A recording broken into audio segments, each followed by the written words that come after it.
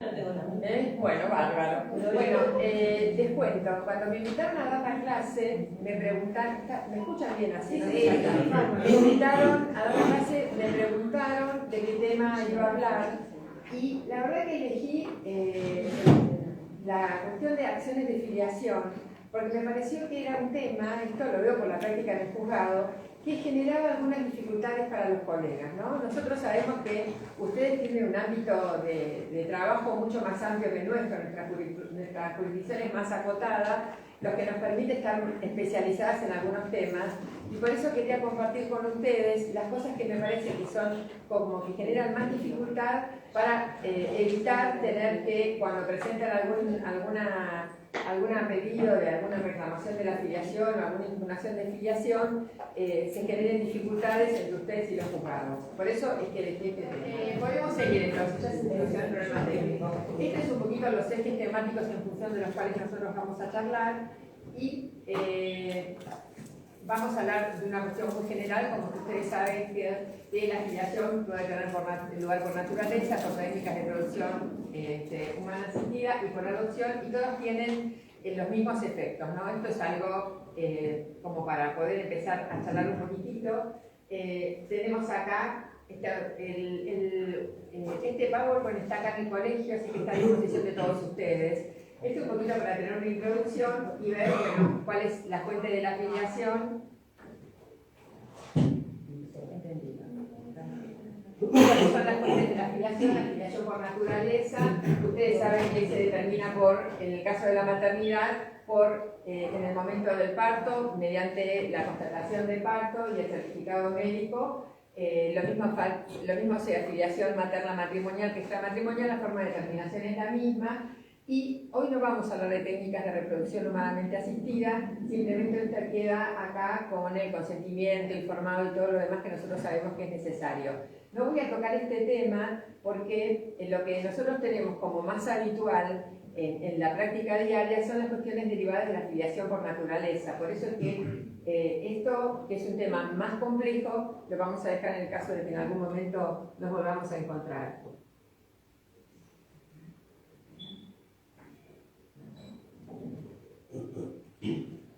Bueno, una vez que ya sabemos cómo se determina la filiación matrimonial y la filiación extramatrimonial, ustedes también saben que en el caso de la filiación matrimonial hay una presunción que dice que en reglas generales y de una forma muy amplia que los hijos nacidos dentro del matrimonio se presume que son hijos del marido o de la madre, ¿no? Este es el concepto general. Después sabemos que también existe la presunción tiene también vigencia durante los 300 días posteriores a la disolución del vínculo, etcétera, etcétera. Esto es un concepto general como para que sepamos un poquito de qué es lo que estamos hablando, y vamos a empezar a hablar entonces de lo que son las acciones de estado de familia.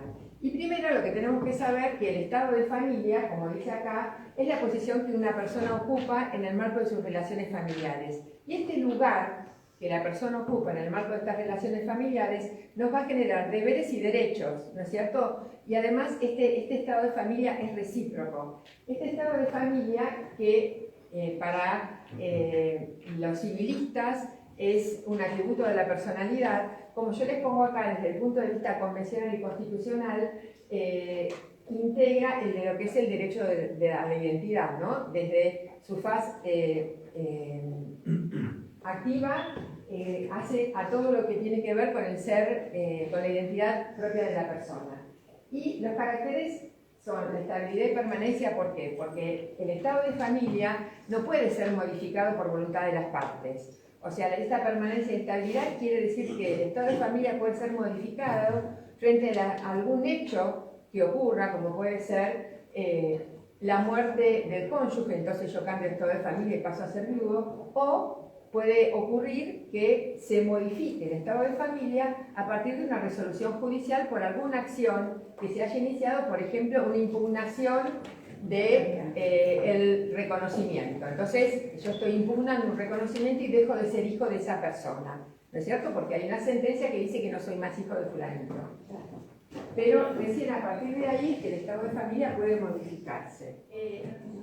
El Código Civil, ustedes saben que tiene una serie de normas que tienen que ver con los procesos de familia. que los redactores del código, y yo entiendo que con buen criterio, a pesar de que los códigos de fondo no tienen que traer normas procesales, porque esto queda reservado a cada una de las provincias. Ustedes saben que cada provincia tiene su legislación procesal que es propia.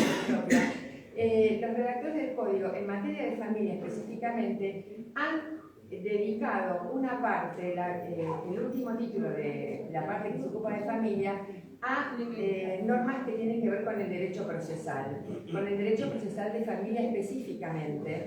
Y esto ha sido de alguna manera como para unificar que en todas las provincias estas cuestiones tan específicas como son las del derecho de familia tengan el mismo tratamiento. Entonces, hay las reglas en el artículo 712, 712 y 13 que tienen que ver con estas acciones de Estado que determinan, en el caso de la reclamación de la filiación, ¿qué tengo que hacer? ¿Me escuchan? Sí, acá sí, pero por ahí se escucha. Tenemos las acciones de Estado, que son las que determinan el presupuesto del emplazamiento. Es decir, cuando yo inicio una reclamación de la filiación, lo que voy a tratar de probar es los presupuestos que necesito para ser emplazado en un determinado estado de familia. Es decir, voy a probar mediante una prueba biológica que soy hijo de fulanito. Entonces, lo que hace esta acción de Estado es un presupuesto, determinar el presupuesto del emplazamiento. Las acciones de ejercicio de Estado son aquellas que se refieren a los derechos al cumplimiento de los deberes que emergen de este estado de familia, como puede ser, por ejemplo, un reclamo de alimentos, ¿no? La que tienen un desplazamiento de un estado determinado, y aquellas que son la consecuencia de ese estado de familia. Entonces tenemos acciones de emplazamiento y las acciones de desplazamiento. Nosotros vamos a ver que en el derecho filial nos vamos a encontrar con acciones de emplazamiento cuando reclamo y de desplazamiento cuando impugno un estado de familia determinado. Y las constitutivas tienen efectos para el futuro. Una acción constitutiva sería, por ejemplo, el divorcio. Yo voy a estar divorciada a partir de la sentencia de divorcio. En cambio, las acciones de filiación son acciones declarativas porque son retroactivos desde el momento en que comenzó la relación jurídica. Es decir, yo voy a ser hija de, o padre de, o madre de, desde el momento del nacimiento, que es cuando comenzó esta relación jurídica. Estos son los diferentes efectos que tienen estas acciones de familia. Entonces, el 712 y el 713 habla de que son irrenunciables. Ustedes saben que son imprescriptibles, solamente que hay en algunos casos específicos que el código reglamenta el ejercicio de la acción durante un tiempo determinado. Ustedes saben que hay presupuestos de caducidad en las acciones de filiación.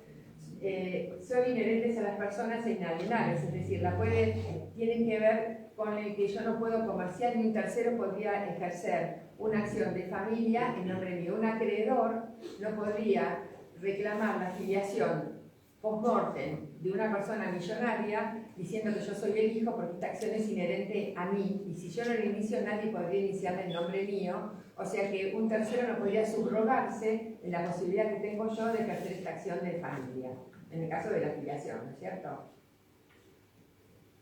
Bueno, esto acá les estoy transmitiendo. Entonces vamos a empezar a ver ahora algunas cuestiones que son comunes a todas las acciones de filiación. O sea que siempre que iniciemos una acción de filiación nos vamos a tener que fijar cuál es la competencia territorial, la competencia de razón de materia, si hay medidas cautelares que tenemos que tomar o que podemos pedir y cómo se pueden pedir y en qué momento. Entonces vamos a empezar a hablar de todas estas generalidades que hacen a la totalidad de las acciones de filiación. Y después vamos a ver fundamentalmente aquellas que son más concurridas en la práctica diaria. Entonces, ¿cuál es la competencia? Entonces, el Código Civil, en este conjunto de normas que regulan el proceso, regula cuáles son la competencia de las acciones de filiación. Entonces dice que, excepto que el actor sea una persona menor de edad, la competencia de las acciones de familia es la después del homicidio del demandado. Entonces, si yo soy mayor de edad y inicio una acción de filiación, el homicidio, la competencia va a ser después del homicidio del demandado. Y esto está bien que esté contenido en el código porque los códigos procesales no contenían normas respecto de la competencia en materia de filiación. Ahora, si hay una persona menor de edad o una persona con una capacidad restringida, acá cambia la cuestión de la competencia porque en realidad se privilegia en la competencia el lugar de residencia de la persona menor de edad o la persona de capacidad restringida. Por supuesto que la competencia en razón de materia es de los juzgados de familia, pero nosotros podemos tener algunas cuestiones cuando iniciamos acciones de filiación post-mortem. Y acá es interesante que nos detengamos porque frente a un reclamo filiatorio que tiene que ver con una persona que falleció, tenemos que preguntarnos quién será competente. Si va a ser competente en razón, pensemos en razón de materia y de territorio, ¿no es cierto? Pero pensemos en razón de materia. ¿Quién va a ser competente? ¿El juez de familia o el juez que entiende en el sucesorio? Porque nosotros tenemos un principio que sigue estando en el Código Civil, que es el de fuero de atracción. Y cuando el Código habla de fuero de atracción, el 2336 incluye estas acciones. Entonces, porque el Código en realidad habla de la acción de petición de herencia, que tiene el fuero de atracción, no dice la acción de filiación. Pero la acción de petición de herencia es la acción por la cual una persona reclama a alguien que está en posesión de los bienes hereditarios su lugar en esa herencia. Es decir, yo puedo tener una declaratoria de herederos, y ustedes saben que la declaratoria de herederos puede modificarse. Entonces, si yo entiendo que tengo una situación, un derecho igual o mejor que aquel que está en la declaratoria de herederos, mediante una petición de herencia, puedo lograr esa incorporación.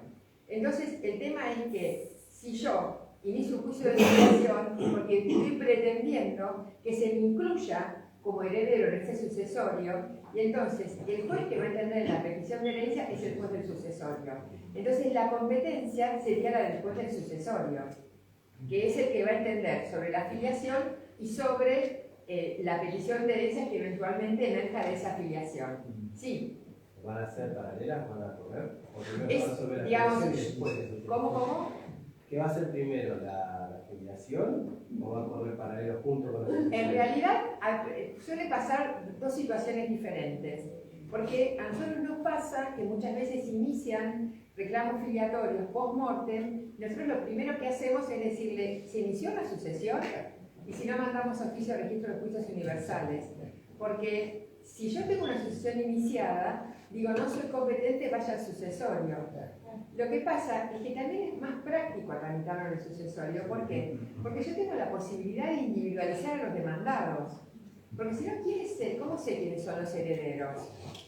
¿De cierto? Tengo que demandar a los parientes, a los hijos del causante. Pero puede ser que haya alguno que yo no conozco, algún hijo que yo no conozca. Entonces, tramitarlo en el sucesorio tiene esta ventaja. Y además también va a tener la ventaja de que yo, como puedo ser incorporada a esa declaratoria de herederos en la misma calidad que están los otros herederos, que son hijos del causante, en el caso de que sea de la misma jerarquía dentro del marco del proceso sucesorio, voy a poder trabajar, ahora ya vamos a ver, hasta medidas cautelares para proteger esos derechos hereditarios.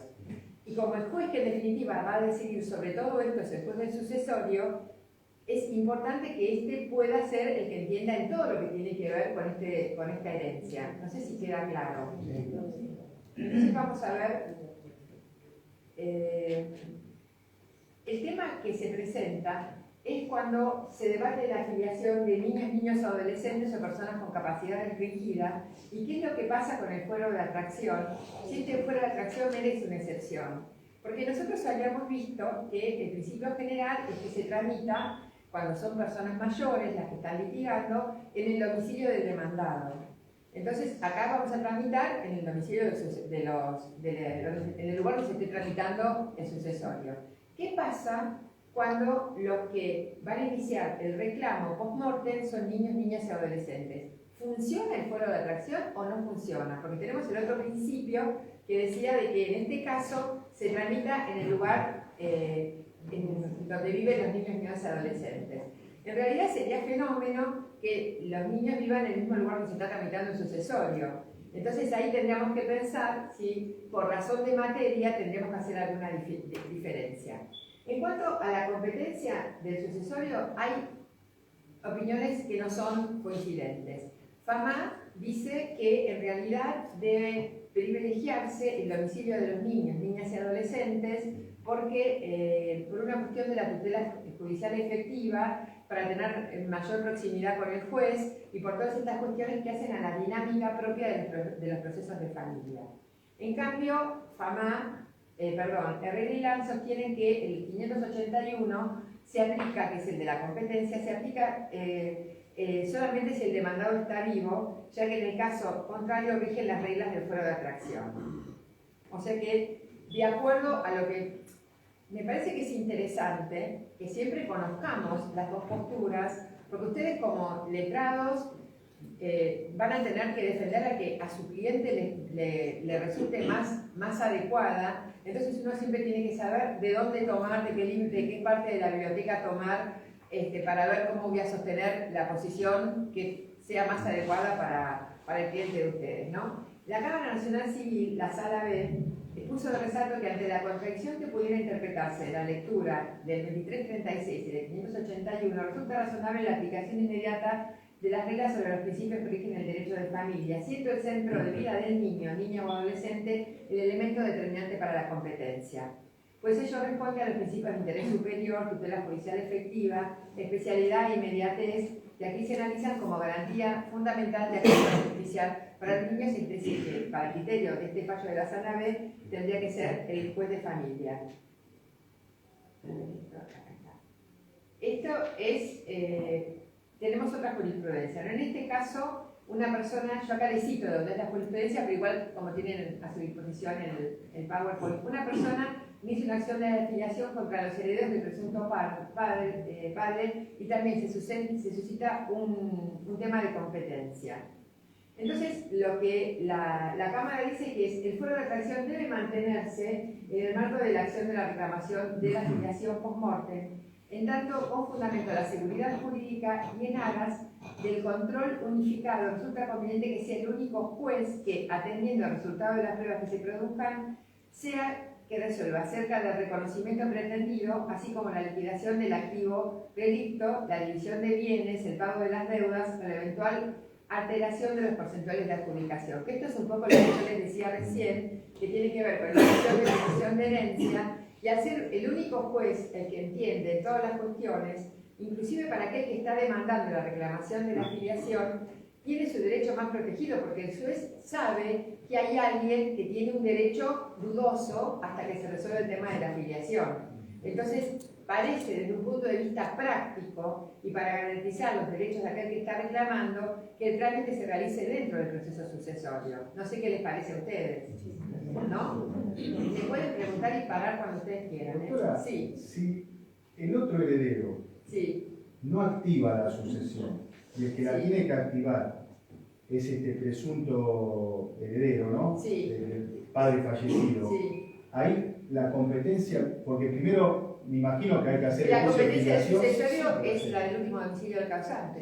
Inicia la sucesión, pero en un carácter. Lo que pasa es que para iniciar la sucesión podría intentar iniciar la sucesión, tendría que acompañar alguna prueba contundente para poder iniciar la sucesión. Claro. Pero si no, puede iniciar el juicio de filiación demandando al que sabe que es el otro heredero, por ejemplo al hermano, al supuesto hermano o a los otros hijos del causante. Sin necesidad de iniciar el sucesorio, podría iniciar la acción en el fuero civil. Si se inicia el sucesorio, después se presentaría ahí. Sí. Por el tema de la medida cautelar que se pide en el sucesorio. Ahora vamos a ver que uno podría pedir medidas cautelares para protegerla por ser hereditaria en el sucesorio. La podría pedir si, por ejemplo, nosotros tenemos la teoría de que la norma, que el fuero de atracción no cede cuando se trata de niños, niñas y adolescentes, podría pedir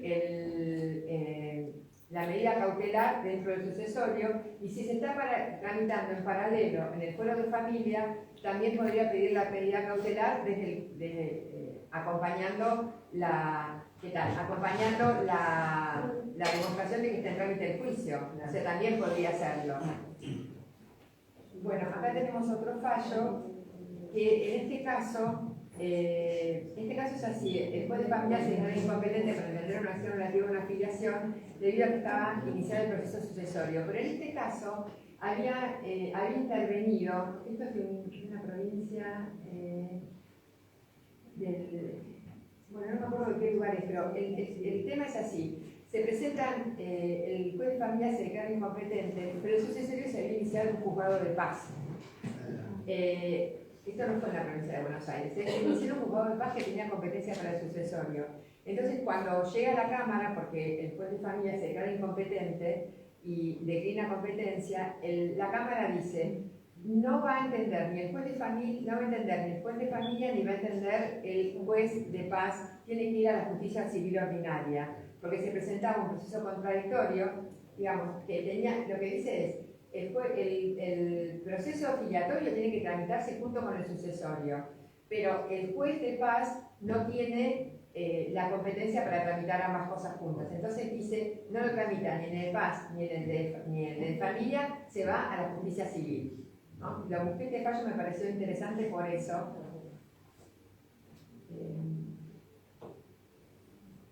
Bueno, este es más o menos lo mismo, pero en este fallo, cuando ustedes lo lean del PowerPoint, van a ver que hay una disidencia. Si bien se manda, la competencia la determina, va al juez del sucesorio, pero tiene la disidencia de uno de los jueces que reclama, que dice que no necesariamente el juez del sucesorio es el juez competente. De hecho, como les decía antes, ustedes tienen opiniones distintas y de acuerdo a la necesidad que ustedes quieran, no podrán invocar la una a la otra.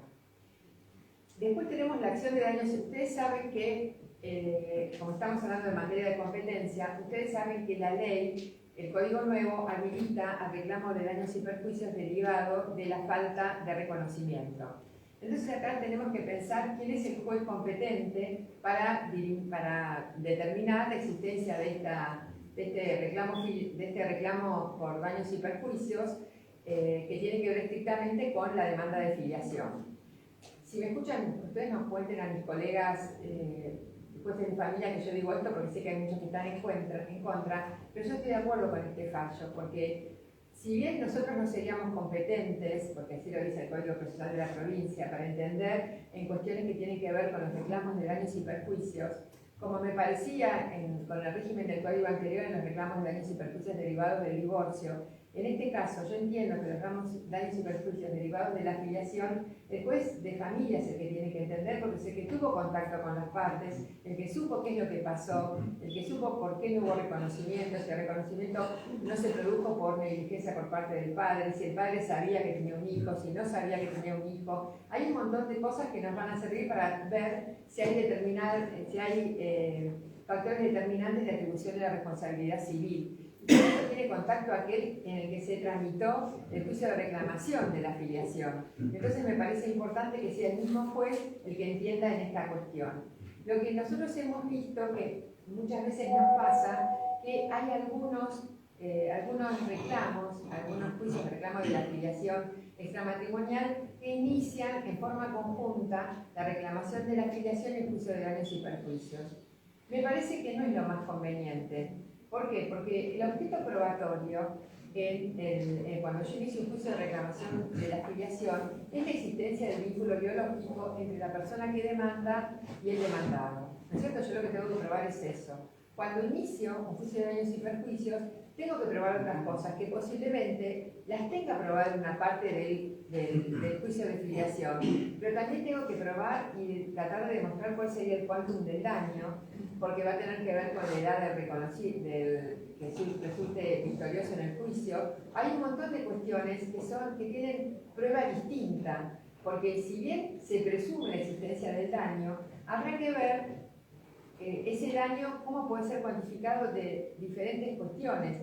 Por ejemplo, puede ser que el padre lo haya ignorado en público, que la gente supiese que era el padre y que haya sufrido algunas situaciones que al hijo lo hayan colocado en una situación de exposición frente a terceros conocidos. O sea, hay un montón de alternativas que pueden modificar la cuantificación de ese daño. Eso se tendrá que probar una vez que tenga acreditada la existencia del vínculo. Entonces, me parece que si bien ese daño existe, me parece que es de buen criterio procesal iniciarlo con una acción separada, ¿no? Yo siempre sostengo de que uno cuando inicia un proceso tiene que saber cuál es el objeto de ese proceso, ver cuáles son las pruebas, qué es lo que va a probar para obtener una sentencia que tenga consecuencia con ese pedido que se hizo, ¿no? Acá en este fallito, lo que yo les estoy pasando, no se los voy a leer, es que en realidad dice que sería el juez de familia, ya es viejo este fallo, pero que yo creo que sus fundamentos se sostienen, que es un poco lo que estábamos viendo recién, de que tiene que ser competente el juez de familia, que es el que entendió en la reclamación de la filiación. ¿Qué pasa? Sí. Primero, buenas tardes. Dos segundos. Primero, disculparme ante todo porque soy el organizador. Me llamó a las 2 de la tarde, estaba entrando ya, me llama el de internet que venía, que tenía venido yo a 1. Digo, no, pero ahora no puedo. Dice, bueno, tienes que generar un nuevo servicio, hace una semana que estoy esperando. Así que bueno, tuve que esperarlo y por eso llegué tarde. Y la segunda cuestión, me perdí el inicio. Preguntas al final, porque tengo un par de dudas para preguntar, entonces no sé cómo lo están manejando. De dudas de esos temas que Sí, hablando, escucho. Bueno, una es, respecto de daños y perjuicios, siendo atento a que la acción de filiación, que es retroactiva, digamos, si se da la filiación al momento de interrupción de demanda, del nacimiento, actualmente, ¿no correría el riesgo de que me prescriba la acción de daños y perjuicios? No, porque va a ser en el momento del emplazamiento. Además, yo tengo la sentencia, porque en realidad yo tengo la legitimación activa desde que emplazó, porque si yo tengo 15 años y inicio y el reconocimiento tiene efecto retroactivo al momento del nacimiento, entonces estaría prescripta. Entonces, esto es a partir de la sentencia. Claro, porque es cuando yo a partir de ese momento tengo la legitimación activa para poder reclamar. Y la segunda es, coincido en que ese tipo de daños y perjuicios derivados de las relaciones de familia deberían pasar por el juez de familia. Ajá. ¿Sí? Aún a riesgo de una suerte de prejuzgamiento, pues justamente estamos en un proceso distinto y ese juez de familia ya tuvo contacto y dictó una sentencia, digamos. Claro, pero lo que pasa es que ese contacto le va a permitir tener más claras las cosas al momento de dictar sentencia. Eso es lo que me parece, no es prejuzgamiento, porque una cosa se concatena con la otra. Entonces, si fuese otro juez de familia que tiene que resolver sobre esto, o un juez civil, de acuerdo a quien entienda que sea la competencia, voy a pedir el proceso de familia para tenerlo como antecedente. Porque en realidad, si yo inicio un juicio de daños y perjuicios, tengo que decir, la primera prueba es el expediente de filiación, donde seguramente se va a probar si el padre tenía o no tenía conocimiento, porque... Pero no tuve el cara a cara, o sea, no tuve el lenguaje gestual en una audiencia, cosas que hace la víctima convicción de su señoría al momento de dictar la sentencia. Yo creo que a mí no me parece que esté mal que sea el mismo juez que falle, porque entiendo que tiene mayor conocimiento. Esto es lo mismo que creo que tiene que ser así. Eso, entiendo que es además por una cuestión que hace a este convencimiento, al conocimiento de las partes, a ver cómo se generó, porque a veces hay mujeres que ocultan el embarazo y entonces si el hombre no sabe que quedó embarazada la mujer, difícilmente pueda tener el mismo reclamo que si el hombre supo, la acompañó al médico durante el embarazo y después se borró, ¿no? Desapareció del mapa. Son situaciones distintas y me parece que tener conocimiento de eso va a permitir que en lo sucesivo se pueda evaluar con mayor claridad cuál es el daño que se causó. Bueno, vamos a hablar entonces de las pruebas de filiación. Sí, escucho. Perdón, ¿sí le tocó resolver algún caso de cuantificación de...? No me tocó ninguno. Y en caso que le toque uno, ¿cómo resolvería la cuantificación? Y lo que pasa es que el tema es así, hay que ver, en realidad yo la jurisprudencia que leí, bueno, ahora es muy difícil hablar de quantum porque yo he leído jurisprudencia que ya con la inflación que tenemos ha quedado absolutamente desacomodada, ¿no? Pero yo creo que todo depende de la situación que se dé, todo depende de eso, porque hay que ver quién tenía conocimiento, primero la edad del chico, porque también la rémora de la madre en iniciar la acción de daños y perjuicios también no la constituye en cómplice de esto, pero también uno podría tenerlo en cuenta, el hecho de que la madre realmente haya notificado que estaba embarazada, la actitud del padre durante el proceso. Hay un montón de situaciones que uno puede tener en cuenta como para iniciar esta acción, ¿no? La acción de daños y perjuicios, esta acción de daños y perjuicios derivada del reconocimiento, ustedes saben que es vieja, porque el primer fallo fue por allá por el año 1999 y que fue una creación de una jueza de San Isidro, la doctora Delma Cabrera, que ella sacó el primer fallo porque, ¿qué dijo? El artículo 3296 bis del viejo Código Civil decía de que era declarado indigno aquel que no hubiese reconocido al hijo en la menor edad. Y a partir de eso, ella empieza a elaborar la teoría de los daños y perjuicios derivados de la falta de reconocimiento.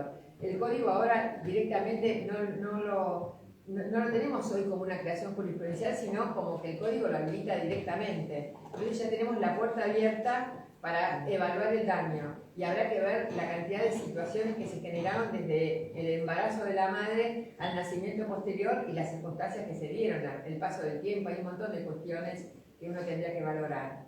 Todo depende también de cómo se plantee, ¿no? Del pedido que haga el abogado y cómo plantee esa situación.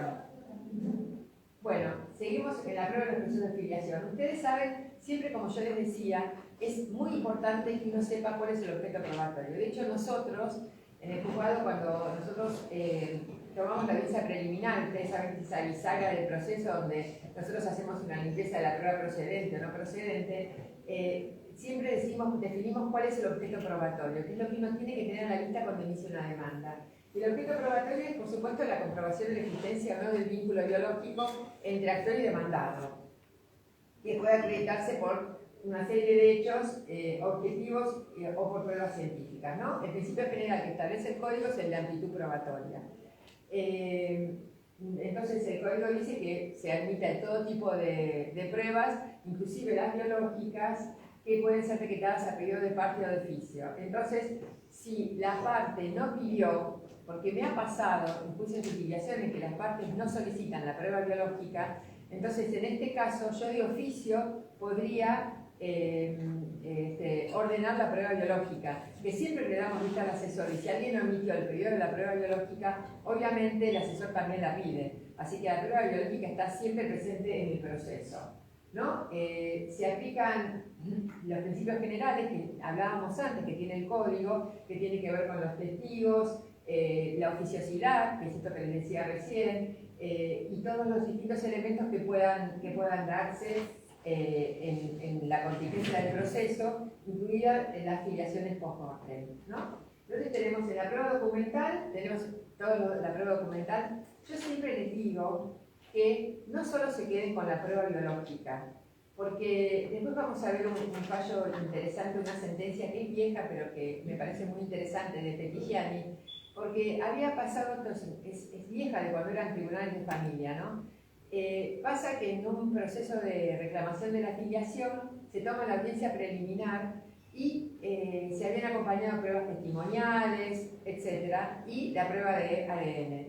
Entonces se desiste por una mala táctica procesal de toda la prueba y queda solamente la prueba de ADN, que el señor se había comprometido a someterse en ese momento a la extracción de sangre para hacer la prueba de ADN. El señor nunca se presentó, era con la vigencia del código anterior, el señor nunca se presentó a hacerse el ADN y la señora se quedó sin prueba. Entonces, un consejo que tiene que ver con este fallo, que yo trato de aplicarle siempre que tengo una preliminar: nunca desistan de ninguna medida probatoria, porque uno no sabe lo que puede pasar. Ustedes saben que los señores, y discúlpenme los señores que están presentes, no los incluyo, son bastante renuentes a veces a la prueba biológica. Entonces, nunca desistan de la prueba, porque siempre algo va a ayudar en el caso de que haya reticencia para la toma de la muestra del ADN, ¿no? ¿Hay una presunción legal, doctora, en ese caso? ¿Cómo? En el caso de reticencia, ¿hay alguna presunción legal? Ah, sí, hay, ya vamos a llegar a eso. Ahora vamos enseguida.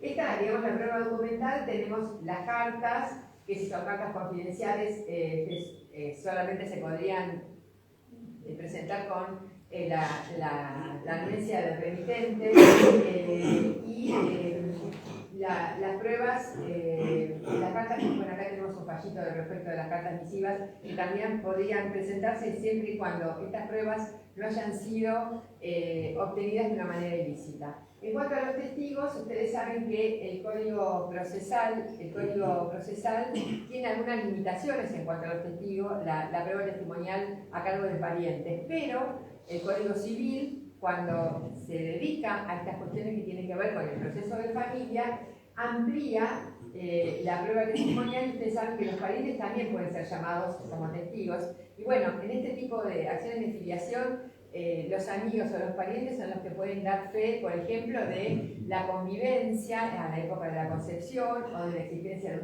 un noviazgo. Entonces, todos estos fundamentos de los procesalistas, de temor a la parcialidad, sí existe el temor a la parcialidad. Seguramente si viene el hermano de la señora no va a declarar en contra de ella, pero son testimonios que uno, con la sana crítica, puede analizarlos, que nos pueden de alguna manera mostrar un camino hacia la existencia o no de la relación entre las partes, sí. En lo que es el tema de correos electrónicos y redes sociales, Sí. ¿tenés que pedir perito ahí? Bueno, muchas veces nos acompañan las capturas de las pantallas. Si las partes lo piden, sí. Claro, Nunca me tocó todavía, porque es un tema bastante... Todavía no está... No sé si hay, les digo la verdad, no sé si hay peritos... Informáticos. No sé si hay peritos informáticos. Porque, forma la cadena de comunicación de un celular al otro, por ejemplo. Pero hay algunas cosas, algunas cuestiones de las pruebas informáticas se pueden pedir. Yo no sé si nosotros todavía dependemos, para la prueba pericial no tenemos cámara en la Avellaneda Lanús y dependemos de lo más. A veces no conseguimos ni peritos médicos. No hay, porque la verdad que el problema que tienen es que tienen regulaciones bajas y hay muchos peritos que se van apartando de las listas. No se consiguen peritos médicos, así que no sé si peritos informáticos, la verdad que no sé si los hay. Claro, porque oficiar a Facebook, por ejemplo, no lo vas a lograr nunca. ¿Cómo? Oficiar a Facebook. No, claro. Nunca lo vas a lograr. No. Lo que pasa es que a veces acompañan capturas de pantalla. Las capturas de WhatsApp se pueden cotejar con otra aplicación que las inventan. Sí, son todas pruebas que se van acompañando. Son indicios. Para valorarlos son indicios. Que uno va valorándolos en el conjunto de las cosas, porque a lo mejor viene otra persona que dice que es usuaria de un testigo. Uno tiene que ver cómo arma la prueba. Yo acompaño capturas de pantalla de Facebook. Que a lo mejor acompaño personas testigos que también son usuarios de la misma red social y que siguen a las mismas personas que pueden dar cuenta de que es así, hay una relación, y uno le puede decir esas, pueden decir que sí, que ellos lo vieron o que saben. Le puedo preguntar al testigo si sabe y le consta que son usuarios de Facebook, si vio alguna publicación que le pareciese. Entonces hay que ver cómo se arma la prueba. Eso es estrategia del abogado que presenta la prueba esa para ver cómo podemos seguir adelante, ¿no? Porque además a lo mejor se subieron fotos, pero seguramente si subieron fotos, la persona que inicia la demanda tiene esas fotos, ¿no es cierto? Entonces tenemos la posibilidad, también tenemos la prueba confesional, pero tenemos la posibilidad de que los parientes allegados puedan ser ofrecidos como testigos, que esto en el proceso de familia es una característica muy específica. Una pregunta, por ahí es molesta la pregunta. Con referencia, por ejemplo, el secreto de los sacerdotes, porque muchas personas por ahí no están, viven acá solas y por ahí van y se confiesan con un sacerdote. ¿Vos crees que le van a confesar que tuvieron un hijo y que...? Claro, de tal persona. A veces sucede. Era del sacerdote. Era del sacerdote. Ahora dice que es del sacerdote, bueno. Nunca me pasó. Un pueblo puede ser, pero acá no. Bueno, estoy en un pueblo. En Espeleta. Bueno, sinceramente te digo, nunca me pasó. Es un poco molesta la pregunta. Es molesta porque, más que nada, yo quisiera hacerle a esto hoy, ¿no? Sí. ¿Cómo se corre el secreto que tiene el sacerdote para que ¿Y cómo podemos saber que el sacerdote sabe determinada situación? Ese es el problema. Porque iba a la escuela donde estaba él como sacerdote. Está bien, y porque haya ido a la escuela yo puedo concatenar. Y la mamá le confesaba al sacerdote. Pero le confesaba al sacerdote que tenía relaciones sexuales con un señor. La señorita tenía. Bueno, le confesaba eso, pero entonces le mandaron al señor. A mí lo que me interesa lo es de saber la si el señora. señor, por eso te decía que me parece que el señor no le debe Se haya confesado. cura si tuvo relaciones con una señora casada, por ahí. Me cuesta creerlo. Y si fue el cura no va a confesar. El cura no lo va a decir. No, pero yo más que nada, doctora, no, o sea, es molesta, pero No, pero es una broma, no se molesta. puede sacar de secreto de confesión. De secreto de confesión nunca leí nada, te digo sinceramente. Eso es más pregunta para derecho canónico. Y no podría levantar el secreto confesional para alguna situación muy específica. Perfecto. Bien. Y ahora tenemos la prueba. No ofrezcan como prueba biológica el HLA, porque el HLA no se usa ya hace un montón de años. Lo que se usa es el ADN. Es el HLA. Exacto. Es una prueba de histocompatibilidad. Es la prueba de antígenos de histocompatibilidad, es la prueba que existía antes del ADN. El ADN es mucho más segura que la prueba del HLA. Hay un montón de pruebas, ¿no? Porque cuando no existía el HLA había algunas otras cosas que, por ejemplo, la compatibilidad con los grupos sanguíneos. Entonces, una cosa muy primaria a la evolución de la ciencia ahora, pero una persona, un hijo puede tener siendo hijo de un hombre y de una mujer, puede tener determinados grupos sanguíneos. Entonces, sabiendo el grupo sanguíneo del padre, habría que ver si en la tabla de compatibilidades el grupo sanguíneo del señor era compatible con el del hijo. Si no era compatible, servía para excluirlo. Pero si era compatible, hay un montón de gente que tiene el mismo grupo de sangre y servía como prueba de exclusión nada más. Pero la ciencia fue avanzando mucho. Yo no voy a hablar específicamente porque me excede el tema biológico, pero la prueba de ADN es una prueba segura. Lo que pasa es que siempre hay que saber a dónde se hace, porque la prueba de ADN, además de, nosotros en el juzgado lo hacemos con el hisopado bucal, ¿no? Cuidando la cadena de seguridad, y se lleva, cuando hacemos la prueba con los peritos de la corte, tiene que haber un beneficio de litigar sin gastos, si no, no se puede hacer, porque en realidad es como un beneficio para aquellas personas que no tienen la posibilidad de pagar lo que es un ADN, que hoy debe estar rondando los 100.000 pesos más o menos. Acá en la UNCI se hace y tiene buenos resultados y creo que es un precio bastante accesible. Sí, lo que pasa es que no sé, sí. ¿Cuánto se demora un ADN? Hay 24 horas. Muchísimo. No, Me dijeron un año, me parece, no sé. No, yo creo que se demora más. ¿Más? Sí, más a 2 años. ¿Qué? en 24 horas. No, la medicina pericial de la corte. Está diciendo que se toma en el juzgado. Primero tenemos que tomar nosotros la muestra de hisopado bucal para lo que nos mandan los kits. Tenemos que tener primero los kits, después tomar la prueba de hisopado bucal, que vengan todos, y después la tenemos que llevar nosotros a La Plata, porque no tenemos, por lo menos en mi departamento judicial no tenemos transporte, así que tiene que ir un empleado o un secretario llevar a la corte el kit, y después los resultados tardan entre 1 año y medio y 2. O sea que el chico sale corriendo.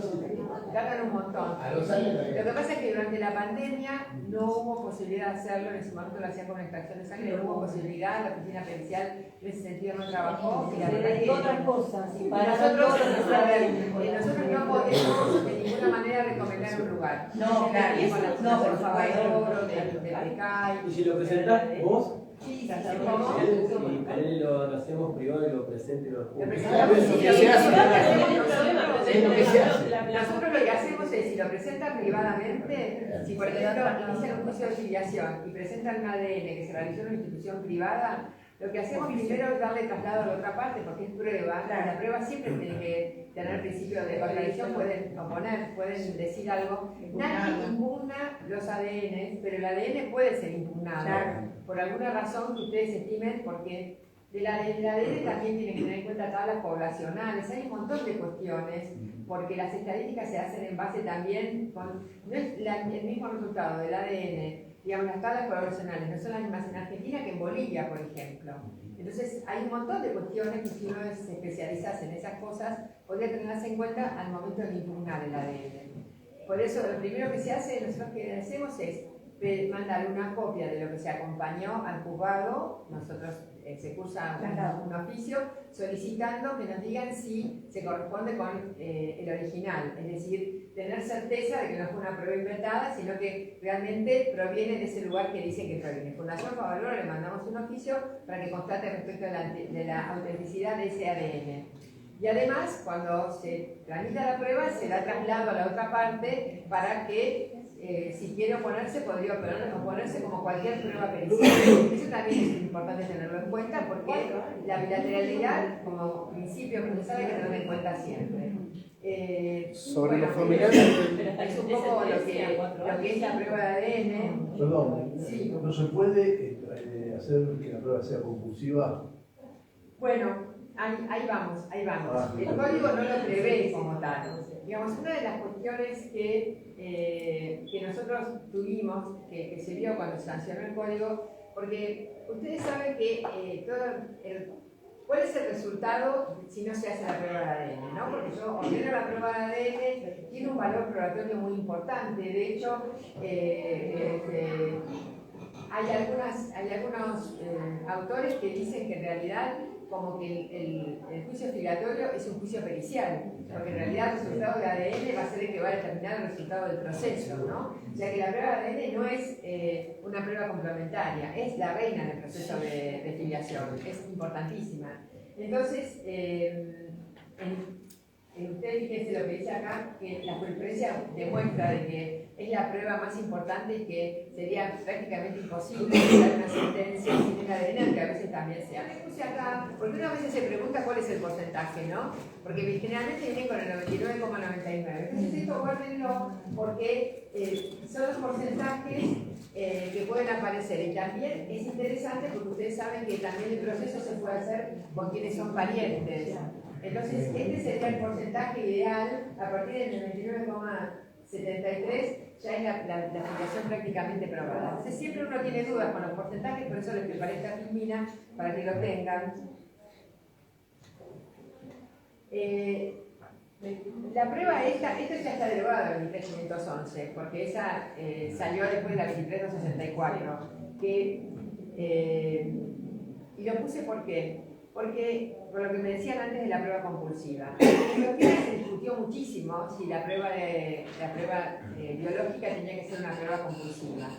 De hecho, cuando se sanciona la 23264, que era la ley de, en aquel momento, patria potestad y filiación, no se dice nada respecto de esta cuestión de las pruebas biológicas y de si constituyen o no un indicio, etc.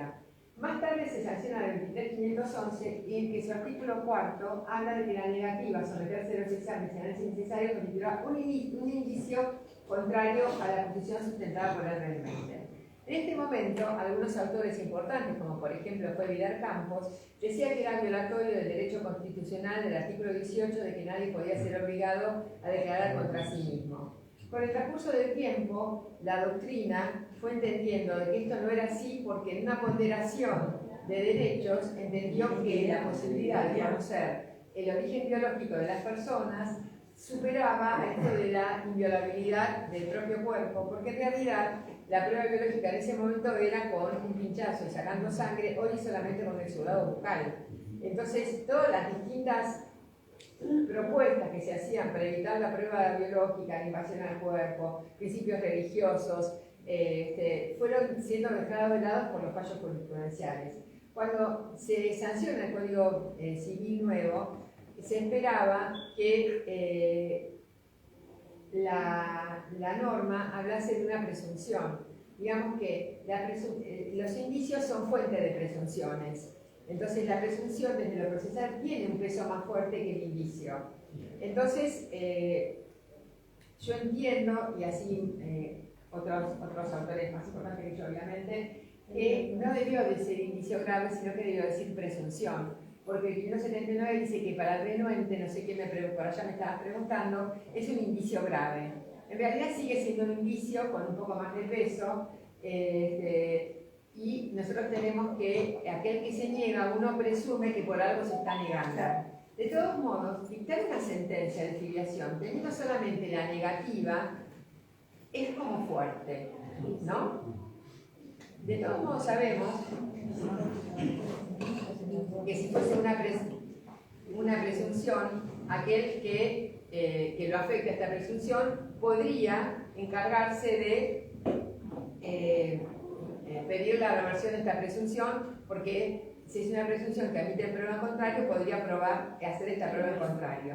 Lo que pasa es que uno se pregunta, ¿por qué no querés hacerte la prueba? Que ahora sería solamente un exudado bucal. Yo me acuerdo cuando en una época yo era consejera de familia, y nunca me voy a olvidar de un señor que se sentó y dijo, mire, yo no me voy a hacer la prueba biológica, porque ustedes van a sacar una sentencia diciendo que yo soy el padre, pero mi familia siempre va a tener la duda. Nunca se hizo el ADN. El señor sacaron la sentencia y el tipo se quedó tranquila porque la familia iba a tener siempre la duda. No, el tema es que a veces puede ser que haya secretos como de familia, como que Pero la familia no es el hermano o es el La abuelo. familia se estaba casado, tenía otros hijos, ella tenía un porroteo con una secretaria y no le interesaba que nadie supiese de esta situación, entonces como que una posición económica acomodada, decía que se habían, digamos, el discurso hacia su familia era que habían inventado todo esto para sacar dinero, etc. Entonces ustedes fíjense la actitud obstruccionista, es decir, van a decir que soy el padre, pero nunca van a saber si realmente soy el padre porque no me sometí a la prueba biológica. Y lo que dice Kemal Maher es interesante porque lo que hace es que no es que se compulsa a nadie, sino que se interpreta, conforme la lógica más elemental, dice Kemal Maher, la razón de la conducta asumida por la parte.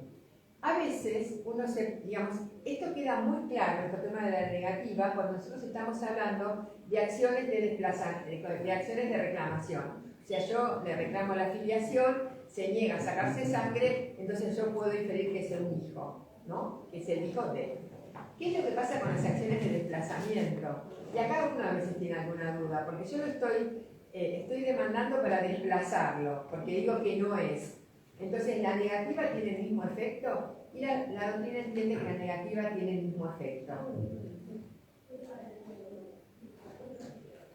Y acá, es la sentencia que yo les decía que es vieja, pero ustedes fíjense qué interesante que es, ¿no? Porque en este caso habían sacado una sentencia solamente con la negativa del señor a realizarse la prueba biológica. Entonces, Pettigiani dice, propone una medida complementaria atento de la naturaleza de los derechos que están en juego, ¿no? El señor se había negado, entonces él dice que a la completa determinación de la verdadera identidad de origen DR consistente en la efectiva realización eventualmente compulsiva sobre la persona del demandado. Entonces dice, la decisión requerida en esta causa hará cosa juzgada material, aunque este último carácter quedará sujeto a la condición resolutoria, pues llegada a la edad de 18 años, podrá la menor, en ejercicio de su derecho personalísimo, manifestar expresamente su voluntad de si quiere continuar las presentes actuaciones.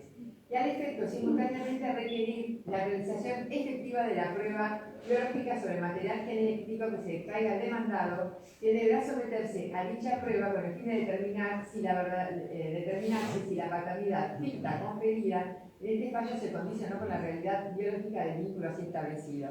Entonces, nosotros sacamos una sentencia, decimos que es el hijo, pero en realidad es una sentencia ficta, porque no tenemos la certeza de que sea el hijo. Entonces dice que la persona que es menor en este momento, y que si quiere tener la certeza de esto, podrá reiniciar esta misma causa, ¿no? Es muy interesante la postura de Pettigiani. Por el supuesto que el demandado autorice su negativa a someterse al examen señalado y persista de cualquier modo injustificada en su actual reticencia, deberá hacérselo comparecer mediante el asedio de la fuerza pública, acá de lo que estábamos hablando, para su realización con la presencia de funcionarios judiciales y la eventual asistencia declarada del demandado.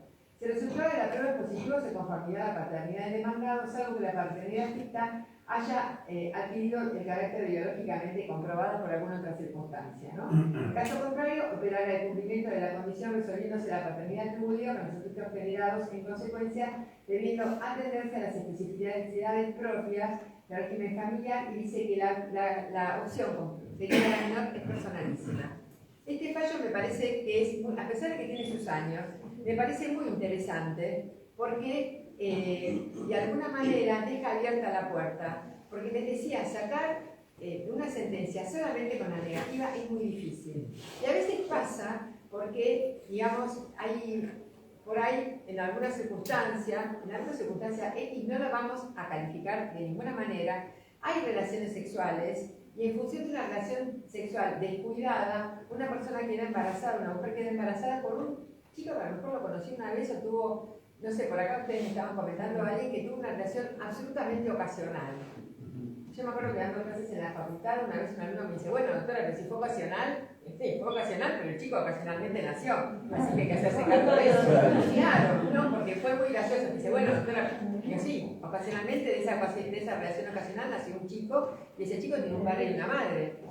Después son situaciones muy disfuncionales porque son personas que no se conocen y que nunca desearon tener ese hijo, se resolvió tenerlo y en los regímenes de comunicación siempre se arman situaciones complejas. Pero bueno, alguien tiene que hacerse cargo y ahí se dificulta mucho la prueba, porque es la chica que dice yo me acosté con fulanito y nadie sabe que se había acostado con ese fulanito. Y esto a veces genera muchas dificultades.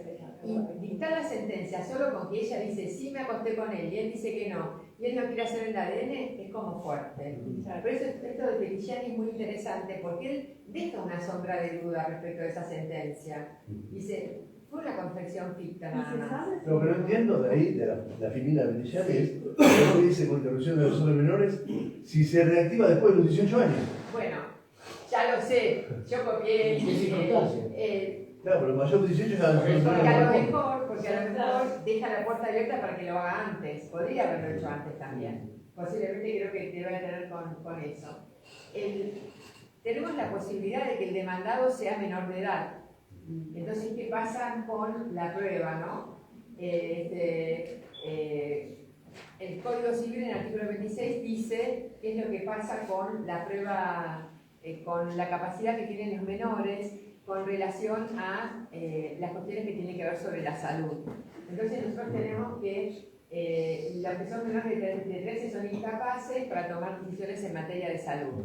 Así que en este caso los progenitores son los que tendrían que prestar conformidad con el acto médico que sería la realización de la prueba de ADN. Convengamos en que resulta difícil pensar que va a haber una reclamación de la filiación, por ejemplo, un demandado que tenga menos de 13 años. Lógicamente resultaría muy complejo que esto, muy difícil de que esto ocurra.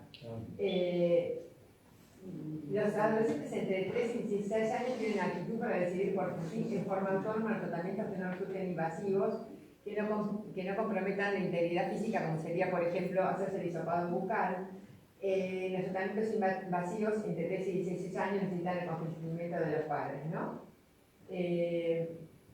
Cuando tienen más de 16 años, que serían los supuestos que se acercarían más a la realidad, en el caso de que el demandado sea menor de edad, el adolescente es considerado adulto para las decisiones de cuidado de su propio cuerpo. Entonces, teniendo un consentimiento informado, podría prestarse a la prueba, ¿no? Entonces, a partir del 16 se compromete, puede prestar consentimiento. Si la niega, se empiezan sobre las consecuencias del 579 que vimos recién, opera la presunción. Para los que tienen entre 3 y 16, en este caso no sería una prueba invasiva el examen bucal, en consecuencia se presume salvo prueba en contrario que la actitud del adolescente para decidir de forma autónoma someterse o no a la prueba, ¿no es cierto? De no hacerlo también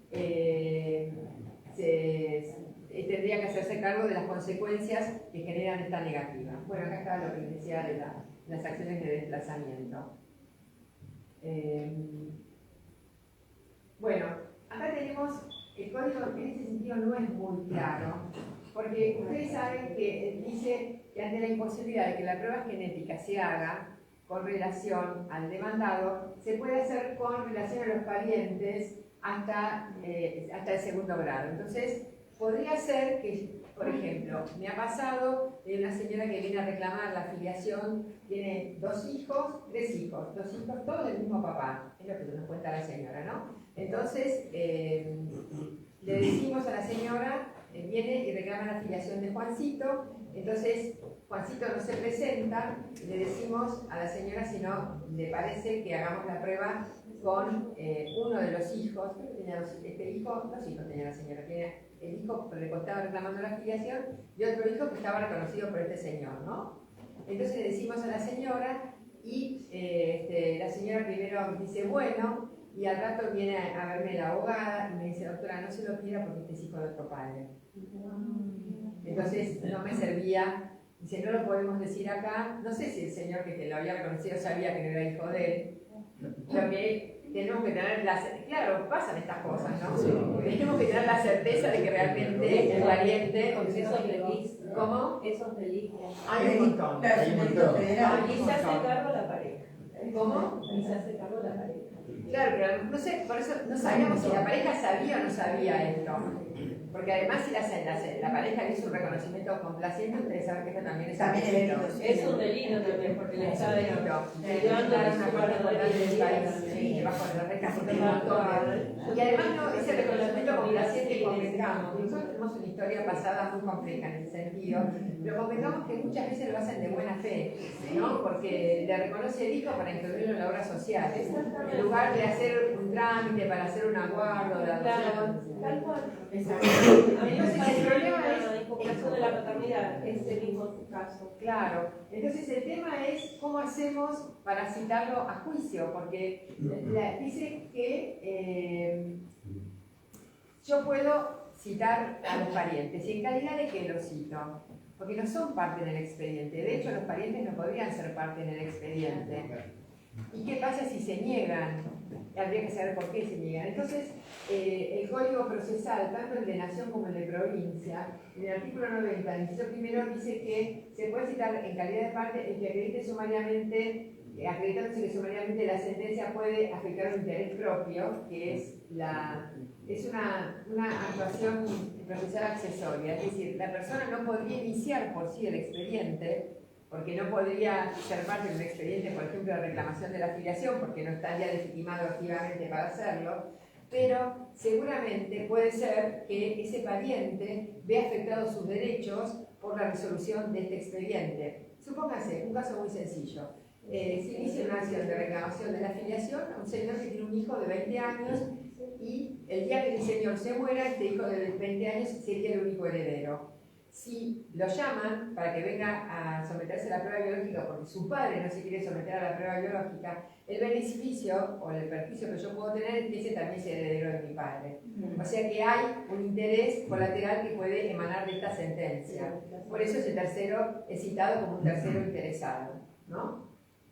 Y la negativa se valorará de acuerdo, porque si no se sometió el padre, no se sometió el tercero interesado, que sería el hijo, evidentemente ya la valoración de este indicio grave tiene más fuerza, porque ya son dos personas que se niegan a someterse a la pericia, significa que algo hay, ¿no?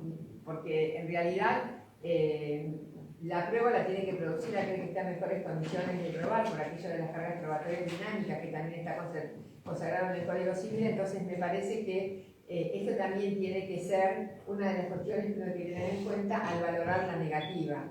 Sí. Pero en el caso que estaba planteando recién, ese hijo no se quiere someter a la prueba biológica, sería una situación de declarar contra sí mismo someterse, porque está poniendo en riesgo su derecho sucesorio. Es decir, yo no me someto porque sume el cadáver del difunto. Está vivo el padre, todavía no está vivo en este caso. Bueno, el padre vivo se niega. con más razón, si el padre vivo se niega y él es un tercero, interés legítimo, bueno, haga el compulsivo a él. Bueno, pero el padre se negó, pero no vamos a hacer compulsivo a nadie, porque lo que pasa es que la ley no me autoriza a hacer compulsivo a nadie. Nosotros lo que hacemos es, esto como un dato al margen, cuando tenemos una reclamación de la filiación y el señor no viene y le notificamos la demanda y no aparece, le mandamos un oficio policial que se presente al juzgado a los efectos que se le harán saber. Y a veces cuando viene lo sentamos y empezamos a explicarle, y le hablamos, y sí, lo sirve con eso. Está bueno eso. No, chica, pero tiró una muy buena. ¿Cómo se solicita eso? No, nosotros lo hacemos de oficio. Ah, pero usted, doctora, usted solamente hace. Usted solamente. Lo hacemos de oficio porque a mí no me gusta sacar una sentencia. Hagamos una acta, le ponemos en conocimiento, por ahí si no lo pudieron notificar, lo hacemos venir y aparte a veces lo notificamos ahí mismo. ¿Cómo lo peticionaría usted? ¿Oficio requiere oficio de? No, yo podría. Bueno, lo que pasa es que lo hacemos de oficio porque yo no sé cómo lo peticionaría los médicos. Oficio lo demandaría, a ver, que su señoría. ¿Notificado por policía o permiso por la fuerza pública? No, nosotros libramos, ordenamos un oficio, ordenamos a la policía que notifique al señor, notificamos una audiencia, le decimos al señor que tendrá que presentarse una audiencia el día tal a los efectos que se le harán saber. Claro, se le solicita a su señoría, la doctora está queriendo saber el cómo, el concepto Pide de por la señoría que Por eso es 706. Una medida para mejor resolver. Que se presente. Claro, Eso pasa en la secretaría, porque yo no sé si mi colega pueda querer hacerlo. Yo lo hago porque claro, pero una vez para ver si podemos hacerlo con el día señor y ahí. Eso es el expediente. Y ahí lo traemos al proceso, ¿no? Pero Por ejemplo, o para la preliminar, si no vino antes, para la preliminar, que venga sin abogado, tomamos una nueva preliminar. A veces vienen y por ahí reconocen, o le explicamos lo de la prueba, digamos. El tema es traerlo al señor, que el señor sepa, que yo tenga la constancia que el señor sepa del proceso. Tampoco ordenamos notificar para las filiaciones bajo responsabilidad, nunca. Las filiaciones bajo responsabilidad no se notifican. Porque tiene toda esta cuestión, tiene un entramado distinto el proceso filiatorio. Y si se llega a esa instancia de bajo responsabilidad, ¿cómo se lo cita? No notificamos. Pero ¿de qué no? Porque ¿cómo va a quedar notificado? Por más que le tires la cédula bajo la puerta, no va a venir al juzgado. Bueno, pero si no aparece, tenemos claro, ahí hacen el oficio. Esta cosita. Claro. El oficio está mortal. Claro, chicas, eso es lo que tenemos que tener en el cartel. Soluciones, no. Yo acá me estoy volviendo loca con algunas cosas y sin embargo tengo trabas. a mí eso me facilita la solución de la yo ya la conozco porque pensé que usted estaba en Avellaneda. Yo tengo un caso en Lanús. Y usted es de Lanús. Sí. Cuidado. Por eso, doctora, yo cuando digo Avellaneda no tengo nada. Yo no tengo nada en Avellaneda. Bueno, por eso dije que no me critiquen acá. No. Doctora, ¿no es como darle muchas chances al... ¿Cómo? ¿No es como darle muchas chances todavía a la persona que es? Pero yo no quiero sacar una sentencia que no tenga seguridad de que existe el vínculo filiatorio. Claro, sí. Porque Si en la realidad, persona... contestando lo que me decía el doctor tiene una visión civilista. Pero yo digo, si yo hago una ponderación de derechos y tengo en esto de ver el derecho a que el doctor habla de declarar contra sí mismo y el derecho a conocer la identidad filiatoria, yo tengo que hacer una ponderación y ver qué derecho para mí es más importante, ¿no? Entonces por eso lo cito, porque para mí que una persona sepa hija de quién es, digamos, esta identidad filiatoria estática es un derecho humano que tengo que proteger. Y además no es declarar contra sí mismo, es tratar de dilucidar una cuestión y si no, no existiría la carga dinámica de la prueba. La que tiene que probar es el que está en mejores condiciones de probar. Entonces yo diría, estás en mejores condiciones de probar, no querés abrir la boca porque ni siquiera es la sangre, sacar sangre, es hacer el hisopado bucal. Es una cosa muy sencilla. Pero es una persona que está siendo debidamente notificada y sabe de las consecuencias que tiene la actitud que está tomando. Se dicta sentencia y listo. ¿Cuál sería el problema si no es contribuir aún más todavía? Muchas veces no se llega a si tiene domicilio cierto, doctora. Sí, bueno, pero que el oficial notificado se está dudando de la... O sea, lo que digo es esto, porque es como armar un poco. No, lo que pasa es esto. Vos no dictás la sentencia, yo tengo que dictar la sentencia. Eso mismo lo digo. No demoro el proceso por eso, porque es una cosa que puede demorar una semana el proceso, yo me quedo más tranquila. Es una cuestión personal mía de convencimiento de qué elementos tengo para dictar una sentencia. Claro, tal cual.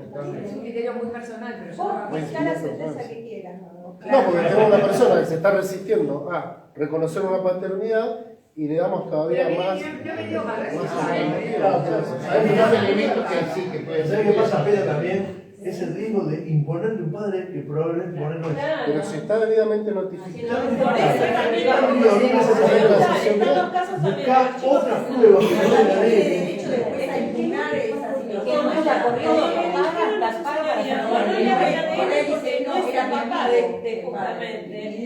Y todo el daño psicológico del padre que lo crió como hijo, si tiene que hacer una impugnación. O sea, La presunción legal ya está establecida. no, pero bueno, pero ahí. Legalmente está contemplado. Me dijeron que no le haga la ADN, porque no era chico. Hoy lo dijo. ¿Cómo no entendí? El caso que usted dijo que la doctora se le acercó y le dijo, no, es que no. Claro. Ahí todo el daño psicológico del papá y del niño además no puede ser estar en una situación de un estado de familia que el cual con él es un chico de 13 Y ahí cuando años. usted toma conocimiento de esa situación, no tiene que hacer una denuncia de oficio porque es un delito federal. Sí, bueno, Perdón, no, pero como pasa- funcionaria pública, digo. Este secreto como lo cuento, no hace falta que lo pongan. No, pero yo les pregunto. Pero además, ¿qué voy a hacer? A ver, Y Además, recuerda la noche. yo sé que es un porcentaje grande, a mí me pasó algo similar. Familia Avellaneda Lanús. La señora viene a reclamar la afiliación porque tiene un peso para mantener a los chicos. Está tratando de reclamar la afiliación de este señor. Tiene al otro hijo que el señor no le paga alimentos. A ver, uno no puede ser más papista que el Papa. No, No, bien. Porque además la señora me dijo esto, pero yo no tomo registro de esto. No quiero un acta que la señora Claro, que tenga la certeza, claro. A ver, no tengo la certeza tampoco. En algunas cosas. No, yo la entiendo. Además, me ha pasado de una mandar, audiencia. cuando queda muy expuesto lo mando a la fiscalía. Creo que la fiscalía no hace nada, porque No, todas las tal cosas que cual. tiene para hacer no hacen nada, pero yo mando lo que hace la fiscalía. Esta fue una cosa que además la señora me lo dijo a mí, se lo dijo a su abogada. Claro, Y claro. la abogada me dice, doctora, sigamos por otro lado porque la señora tiene este problema. Claro. Yo no se lo puedo escribir, se lo puedo decir en confianza, pero no se lo puedo escribir. Claro. Claro, Sí, tiene hay que cosas ser que bien, no no se es pueden algo decir. vacío. De todos modos.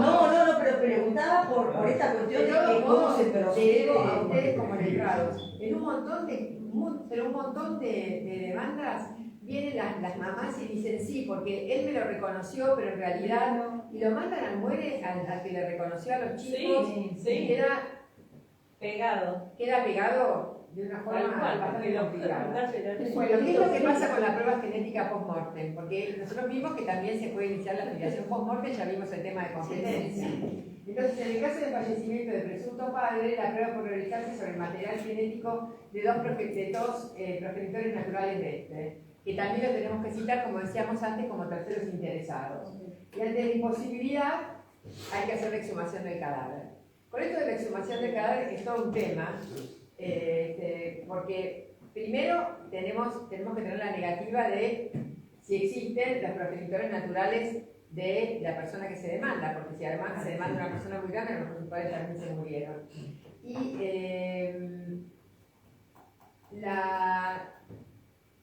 Y la exhumación de cadáveres tiene sus complicaciones. Porque ahora también se usa mucho cremar. Claro. Entonces, nosotros hemos tenido medidas cautelares para impedir que se modifiquen los restos mortales de una persona. Pero imagínense, nosotros tenemos algunos pedidos de exhumación de cadáveres, se están peleando todos por ir al secretario, porque tiene que ir un secretario a que se levante, a abrir, conseguir un perito que vaya, porque es un perito especial que tiene que ir a tomar la muestra cadavérica, que tiene que ser por regla general huesos largos. Tiene que ir un perito especializado en esa toma de muestras, que también es difícil conseguir, y los secretarios se pelean por ir. Imagínense, no quiere ir a... Mentira, no quiere nada. Por eso no quiere nada. Es que nada, no es nada lindo tener que Perdón, por Dios. doctora. Uñas o cabellos, que son dos de los tejidos que más tardan en descomponerse. Sí, ¿no pero sirven? también, yo me recuerdo que hace un par de años había hecho un curso que nos habían venido a hablar y nos decían que en el caso de que sean huesos tendría que ser mejor los huesos largos. Hay que ver el estado de composición del cadáver. Claro, aparte de los años que tienen. Hay que ver los años Hay que ver si tiene. está nicho en tierra también. Sí, es todo un tema, es un tema muy complicado. Bueno, acá tenemos la negativa, como estábamos hablando antes. Vamos a seguir un poquito para... Bueno, esto se lo voy dejando estos fallos porque si no vamos a... Esto me parece interesante. Acá hay una acción de reclamación de la afiliación extramatrimonial. Entonces, el demandado dice, bueno, está bien, yo me hago el ADN, no hay ningún problema, esto es un allanamiento, no quiero postas. Se lo saqué porque me pareció interesante, es un allanamiento, pero en realidad las postas tienen que imponerse a la parte que resultó vencida. Ahora bien, los demandados pretenden el advenimiento a la realización del ADN se ha entendido como su allanamiento. Sin embargo, para producir ese efecto, el allanamiento tiene que cumplir con ciertos requisitos que ustedes saben, tiene que ser oportuno, incondicionado, concreto y además que el demandado no haya dado lugar a la litis. Acá el señor dijo, sí, me hago el ADN, pero él dio lugar a la litis, así que no corresponde que la no disposición en costas, las costas son para el demandado. Si no lo tenías que intimar y podés hacer una cosa, ahí sí. El solo hecho de la No, afiliación. en una mediación también podía. En una mediación se podría haber resuelto, entonces ahí sí podían mandar que no hubiese costas. Claro, pero a ver, en cuanto al proceso, nosotros tenemos el proceso sumario, ¿no es cierto? En Capital, si no me equivoco, es el proceso ordinario. Pero yo durante un tiempo, por ejemplo, en las acciones de reclamación, en las acciones de desplazamiento, obviamente no puede haber mediación porque yo no puedo desplazar el vínculo filial a nadie sino una prueba, no un proceso con la prueba, etc. Pero, por ejemplo, en las acciones de reclamación de la filiación, sé que en la mayor parte de los juzgados le dan etapa previa, para ver si en la etapa previa acuerdan la realización de la prueba biológica. Yo no lo hago. Sé que he sido muy criticada por esta, pero mi posición frente a esto es la siguiente. Yo tengo la demanda de filiación, doy traslado de la demanda a audiencia preliminar. En la audiencia preliminar, las partes pueden acordar hacerse la prueba de ADN. Porque la pregunta que yo me hago es, yo acuerdo en la etapa previa de la realización de la prueba de ADN. El señor no va la primera vez, no va la segunda vez, el proceso se sigue dilatando. Sí. ¿Qué pasa? No estamos en el proceso propiamente dicho. ¿Qué efecto le doy a esa negativa? ¿Le puedo dar el efecto que dice el código? Porque se negó en una etapa cuasi prejudicial. En realidad, la negativa firme es durante el proceso. Porque yo le tendría que decir al señor, ¿podría dictar sentencia yo si el señor no fue, si el señor en la etapa previa se comprometió a ir a hacerse la ADN y no hizo? ¿Yo con eso solo podría dictar la sentencia? No. Entonces, me parece, mi criterio es, como trato de que el proceso no se extienda tanto, ya se extiende bastante, entonces directamente lo demanda traslado y audiencia preliminar, y ahí si el señor no se presenta a hacer el ADN, ya lo tengo, tendré en cuenta la presunción, ya hablé con el señor, el indicio, bla, bla, bla, pero evito esa rueda que se arma cuando no van, que no le puedo dar el efecto y no puedo evitar la sentencia, ¿se entiende? Entonces, mi criterio, por eso yo sé que en la mayor parte de los juzgados no lo hacen, mi criterio es dar directamente el traslado de la demanda y evitar este tipo de procesos de etapa previa. Acá hay etapa previa. ¿Cómo? Acá hay etapa previa y el norte de Zamora también. Sí, casi todos hacen etapa previa. Yo en el 12 tuve etapa previa. Casi todos lo hacen. Mi postura es esa. Les reitero, yo fui consejera muchos años y me pasó que muchas veces no iban. Y yo creo que uno tiene que tratar de que los procesos sean lo más acotados que puedan. Entonces, me parece que... verdad 5 años. Claro, pero por eso les digo, me parece que es más práctico esto. Es un criterio muy personal. En ese caso de traslado, y necesita la audiencia, ¿en la audiencia te dice que es para toma de muestra? No, la audiencia no es para tomar de muestra, yo no tengo la... Ah. No. La audiencia preliminar es para probar la prueba. Si se quieren hacer la en un lugar privado, se acuerda con la ADN, pero siempre tengo... Entonces lo que hago es, teniendo en cuenta eso que se falla con esa sentencia que les contaba antes, lo que hago es diferir el provimiento del resto de la prueba hasta que esté el resultado del ADN. Claro. Si viene con el ADN, con el 29,95, ya dictamos sentencia. Claro. O ya el padre dice, ya lo reconozco, y entonces libramos oficio de registro civil, igual sentencia hay que dictar siempre, pero ya con eso se simplifica. Claro. Si no se hace el ADN, ahí provee el resto de la prueba. Para evitar también, ¿para qué voy a fijar una lista de causas si no sé si va a estar el ADN o no? Claro. Entonces, digo, pruebo el resto de la prueba hasta el momento en que... ¿Cómo? Qué práctica. Expeditiva. Está bien, está Las medidas en el proceso de filiación. Bueno, ustedes saben que las caracteres de las medidas son en todos lados las mismas, en los institutos de derecho que dieron la demora. Vamos a ver cuáles podrían ser las acciones. Bueno, ustedes saben los alimentos, antes vos me preguntabas esto, las diferentes medidas. Entonces tenemos los alimentos a la mujer embarazada, tenemos la Convención de los Derechos del Niño que protege los alimentos desde la concepción, la 26061 también, y el código que dice que la mujer embarazada tiene derecho a reclamar alimentos al presunto progenitor, ¿no es cierto? ¿Y qué tengo que probar? Esta es una de las preguntas. ¿Qué pruebo cuando pido una medida cautelar para darle cierta viso de credibilidad al juez? Entonces, tengo la convivencia de la mujer con el demandado a la época de la concepción, por ejemplo. actos que revelen la posición de Estado de hijo, ¿no? La posición de Estado tiene relevancia. ¿Qué puede ser, por ejemplo?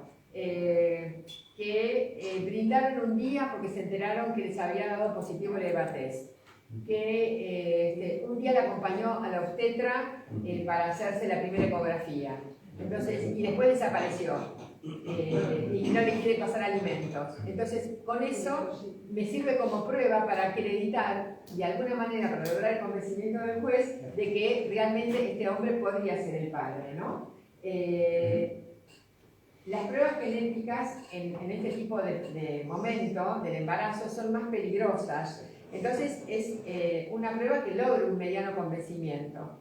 Y de paso, cuando ustedes piden alimentos, traten de decir más o menos cuál es la situación económica del alimentante, porque podemos a lo mejor, si mínimamente dicen el señor es remisero, tiene un viejito, trabaja en relación de dependencia en tal lugar, siempre es mejor, porque cuando uno tiene que sacar una cautela respecto de alimentos, tampoco es bueno quedarse corto, pero tampoco a veces pecar por exceso. Entonces, si ustedes dan una pauta más o menos de a qué se dedica el señor, es mejor. Estos alimentos son hasta el momento del nacimiento. Cuando nace, hay que iniciar la reclamación de la filiación y ahí inician el reclamo de alimentos, ¿no? Durante el proceso de reclamación de la filiación, incluso antes de su inicio, el juez puede fijar alimentos provisorios, ¿no es cierto? De conformidad con lo establecido, lo que dice ahí es en el tema de alimentos en la parte de autoridad parental y alimentos en general. Y el 664, que el hijo no reconocido tiene derecho a alimentos provisorios mediante la acreditación sumaria de vínculo invocado. Los alimentos provisorios también pueden iniciarse durante o antes del juicio de filiación, ¿no es cierto? ¿Qué es lo que tengo que probar en este caso? Y acá tengo que probar, puede ser que el demandado diga que mantuvo relaciones sexuales con la señora en algún momento, que no niegue expresamente el vínculo de la filiación, que pueda demostrar la existencia de relaciones íntimas a la época de la concepción, puedo traer una serie de testigos que digan que estaban de novios cuando la señora quedó embarazada, la posesión de estado del hijo del demandado, porque no necesariamente tiene que ser un bebé recién nacido, puede ser que, por ejemplo, a los 5 años la mamá inicie el juicio de filiación y entonces pida alimentos para el hijo no reconocido y en función de eso acredite que el señor fue a los cumpleaños, que le trajo regalos, que esto lo puede acreditar con testigos. Digamos, todas estas cuestiones que tienen que ver con el comportamiento del señor con relación al hijo en la acción de reclamación de la filiación, por ejemplo, constituyen lo que es la posesión de Estado, ¿no? Todas estas cuestiones que tienen que ver con lo social nos perfilan que el señor puede haber sido el padre. Y con el resultado de las pruebas genéticas, si me traen un ADN que hicieron cuando inician el proceso de filiación, obviamente ahí fijamos los alimentos. También acá es bueno que digan cuál es la actividad económica del señor. Puede ser que no la sepan, pero puede ser que el señor sea un empresario, sea almacenero, sea verdulero, algo, porque les reitero, si no uno fija sin tener mucha certeza, ¿no? Estos el sacerdote Gustavo dijo que no. No, tiene permisión de contratar. ¿Cuál es la cuestión? Dijo que si llega a ser el sacerdote del que hablaba. del que Creo yo que algo estaba Pobre, hablando. sí, con el obispado. Sí, pero ella se le abrió justificado. Con el obispado. Si es obispo, mejor todavía. Con el obispado. Si llega a ser el obispo, también. Si llegan a tener un reclamo de este tipo, me recusan sin causa. Me hace más fácil, ¿no? Dice que Dios se lo paga. Sí, que no le vamos a ayudar eso, pero últimamente está con el tema de los testigos, que si se lo confesó un cura, que es el delito, que si esto, como se repite por eso. Las mujeres a veces cuando están solas, que vienen de la provincia interior, suelen hacer las Ya, pero le puede confesar a la chica que tuvo relaciones sexuales con alguien. Claro. Que le embarazó, pero nosotros, el que tiene que decir que tuvo relaciones sexuales con la señora es el otro. Claro. Bueno, la legitimación activa, la madre representación del hijo tiene derechos a alimentos. El hijo, con grado de madurez suficiente con asistencia de entrada, cualquiera de los parientes y el Ministerio Público, ¿no? lo puede hacer antes o lo puede hacer de manera concomitante con la demanda. ¿Cuáles son las medidas cautelares patrimoniales que podría pedir? Por ejemplo, garantizar la indemnización de daños y perjuicios. Supongamos que sea una reclamación de la afiliación que daría origen a los daños y perjuicios. En realidad, esta es una medida cautelar bastante arriesgada porque depende de todo un proceso largo, así que acá habrá que acreditar una serie de cuestiones, ahora lo vamos a ver. Yo puedo también reclamar pedir medidas cautelares con relación a los derechos sucesorios y también medidas de no innovar respecto de los restos mortales. Esto sí que me lo han pedido, medidas de no innovar con respecto a para garantizar la indemnización de daños y perjuicios hay que, primero, la verosimilitud del derecho, ¿no? La existencia del vínculo filial, la negativa del señor a reconocerlo y cuál sería el pedido en la demora, porque esta es una medida bastante excepcional. Nunca tuve ninguna medida yo de estas.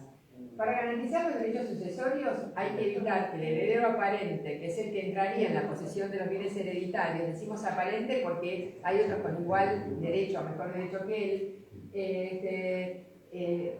pueda disponer de los bienes que conforman el acervo hereditario, ¿no? El Código Procesal nos habilita a tomar esta medida porque el 214 dice que se podrá pedir el embargo preventivo la persona que haya de demandar por petición de herencia, ¿no? Respecto de la cosa demandada.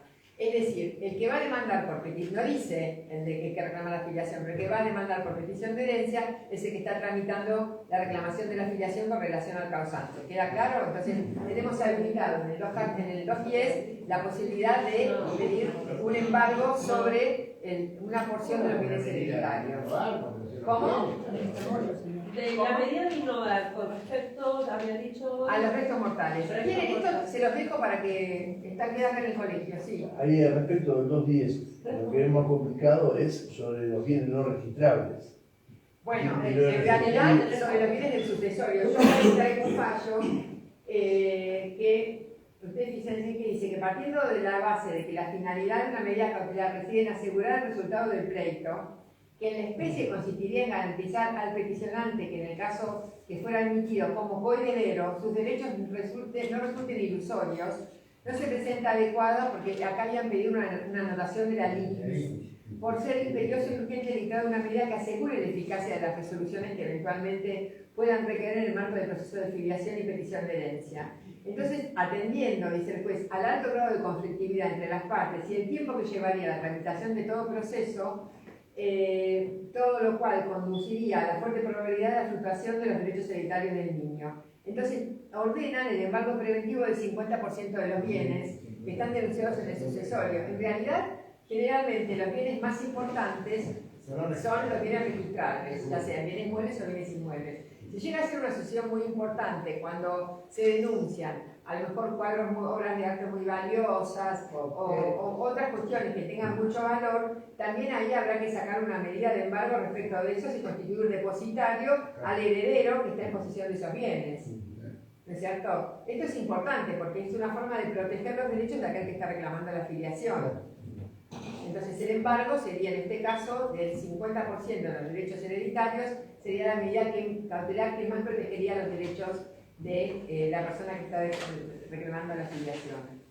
Perdón, ¿y eso se lo dieron en el sucesorio? Sí, en el sucesorio. Porque atrajo... Claro, pero por ejemplo, suponete que por alguna cuestión especial estás tramitando, porque se empezó a tramitar en familia o por alguna...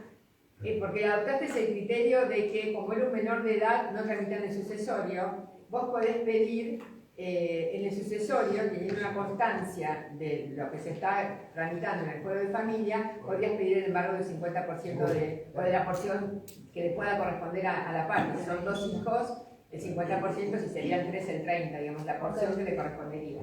Disculpe, vamos un poco de delay de una página anterior. Cuando hablamos de los... ¿cómo se llama? Los habilitados para pedir la... Legitimado. El legitimado, el propio reconociente que toma conocimiento de que no es hijo de él, ¿no está legitimado? Estamos hablando de filiación, emplazamiento o desplazamiento. Claro, no, pero esa acción, porque ¿Qué sería?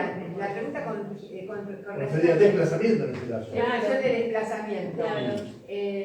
Yo desplazo del Estado de hijo a alguien. Exacto. ¿Y quién El habla? propio reconociente que tomó conocimiento eventualmente de que no era hijo de él. Bueno, ¿y él qué pediría?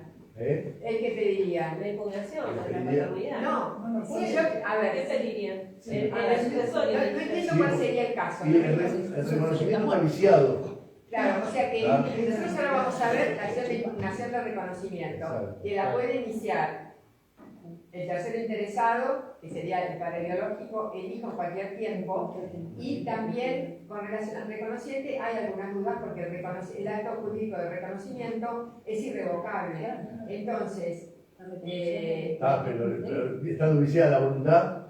Pero claro, claro, si me dan un ratito ya, yo como el tiempo Vamos va derecho a eso, corriendo, si ustedes quieren, yo les dejo el PowerPoint y nos vamos a estas acciones que son las acciones que tienen la impugnación de reconocimiento, que me parece que son las acciones que ofrecen mayores dificultades. Así que esto se los dejo. Esta acción declarativa de certeza no está prevista en el Código Nuevo, tampoco lo estaba en el viejo. Es cuando una persona va a ver a su cliente de estudio y le dice: mira, yo no sé si soy o no soy el padre. Yo me acosté con la madre, pero también se acostó con dos amigos míos. A ver, tengo la duda. Y eso en los tiempos que corren es muy habitual. Entonces, tengo la duda. ¿Podremos...? Y entonces se presenta y solicita que se realice la prueba de ADN para ver si en función del resultado de esa prueba se puede reconocer o no reconocerlo. Pero lo que pasa es que esta acción declarativa de certeza, la negativa del demandado a realizarse la prueba no tendría el efecto que prescribe el Código para las acciones directamente de emplazamiento o desplazamiento filial. Pero hubo un fallo que también es viejo, pero que es muy interesante, porque cuando salió fue muy comentado, que hay un señor que inicia una medida autosatisfactiva. Saben ustedes que las medidas autosatisfactivas son aquellas que concluye el proceso cuando se resuelve la cuestión que está planteado. Él dice: quiero saber si soy el padre de la nena. La madre se niega a sacarle sangre a la nena, o hacer el hisopado bucal, en este caso la madre se niega. Entonces en el Tribunal de Familia de Rosario dicen: bueno, llegan un mandamiento con un oficial de justicia que previa certificación de identidad de los involucrados se presentará en el domicilio materno a fin de que inste a la señora a llevar a la menor a efectos de que se presente a un instituto determinado a realizar el examen del ADN, haciendo saber que en el caso de que se negase se faculta el uso de la fuerza pública. En este caso utilizaban la fuerza pública. Bueno, si les parece, voy a ir buscando. 2004. Pero del 2004 era. Es viejo, sí. Sí, pero muy novedoso. Sí, fue muy comentado. Esperen, que voy a buscar eso. Bueno, fallo del 2004. Acá está, reclamación de la finanza. Acá tenemos.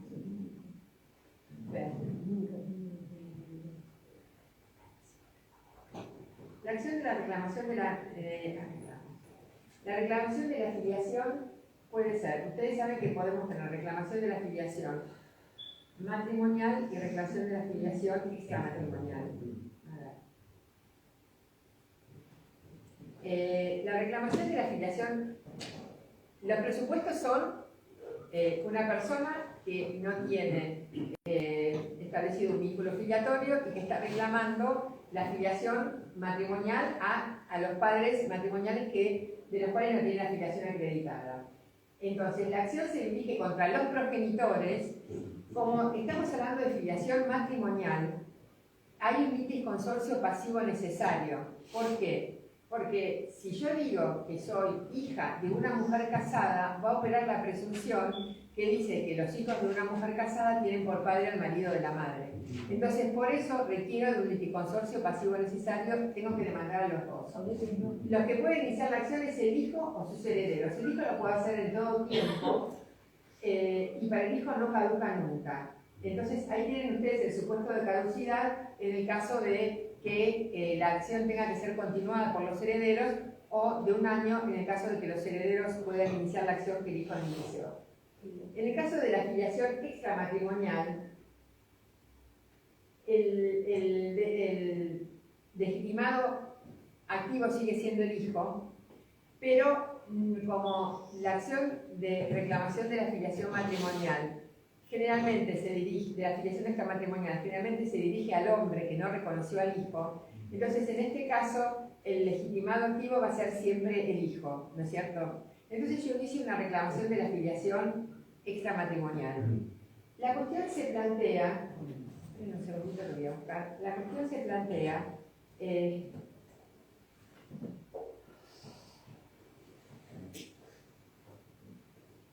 vamos a ver un poquitito. El hijo de menor de edad, ¿cuál sería la representación procesal? Si hay un chico menor de 13 años, necesita la representación procesal por parte de sus padres. La persona menor de edad, en el artículo 26, dice que ejerce sus derechos a través de sus representantes legales.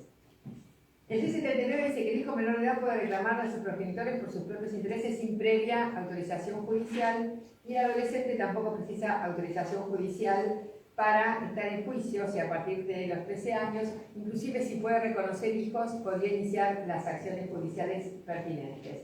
En realidad, el código tiene como un criterio mixto, como que hasta después de los 16 años no cabe duda que puede iniciar la acción, y entre los 13 y los 16 se trata de un adolescente que su edad y grado de madurez se presume.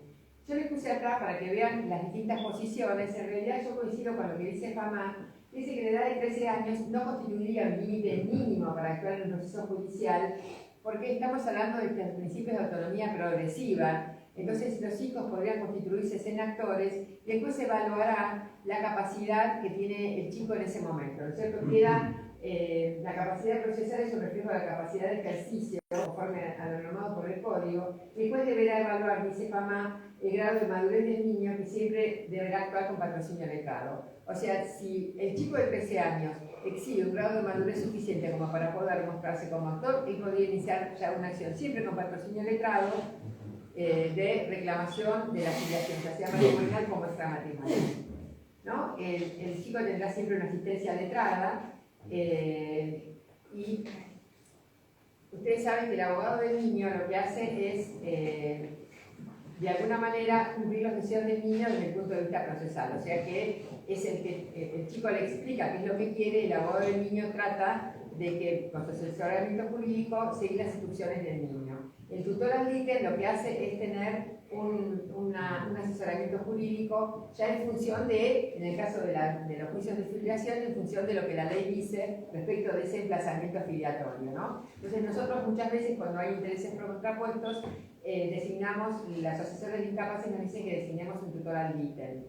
El problema que tenemos es que el tutor ad litem sale por sorteo de los abogados que están como peritos, que se manda por el sistema boliviano, y tenemos muchas veces que no nos aceptan el cargo. ¿Por qué no están especializados en niñez como el abogado del niño? No, ya lo sé, pero nosotros a veces, de acuerdo a las circunstancias, lo que pasa es que a veces con el abogado del niño también tenemos algunas dificultades, sobre todo en los procesos de filiación. No estoy en contra del abogado del niño, al contrario, pero pareciera que la función es distinta. En algunos casos el asesor de menores hace suya la acción, depende de la circunstancia, ¿no? Pero el asesor tiene que intervenir siempre.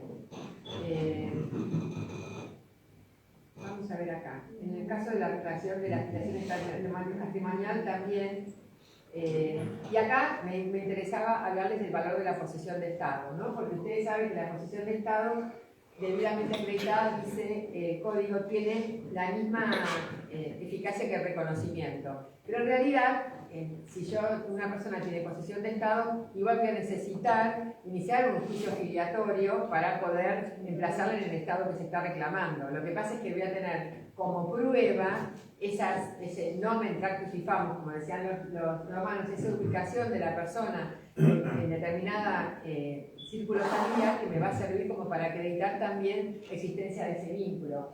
Lo que pasa es que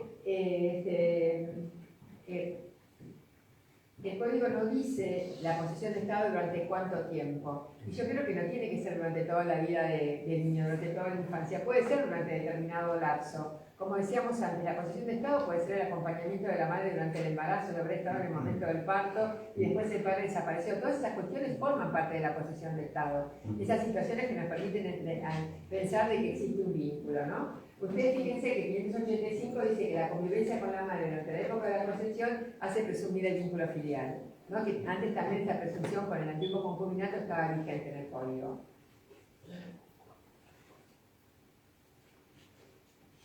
Ustedes fíjense que este es un fallo bastante interesante que dice que dos mujeres que eran pareja realizaron un tratamiento de fertilización con donante anónimo y en cuyo procedimiento nacieron dos niños que fueron inscritos como hijos de la madre soltera, porque en ese momento no existía la posibilidad de incluirse legislada las técnicas de reproducción humana asistida. Cuando fallece una de ellas, su pareja deduce demanda de reclamación de la filiación extramatrimonial representando a sus hijos post-mortem, recibiendo el emplazamiento de los niños como hijos del causante. Después admite la pretensión porque la demanda de filiación post-mortem tenía que lograr el emplazamiento de los niños como hijos de la causante, que era pareja de la actora. Tiene que admitirse porque había estado acreditada la voluntad profesional de la que había fallecido al tiempo de la realización de la inseminación, ¿no es cierto?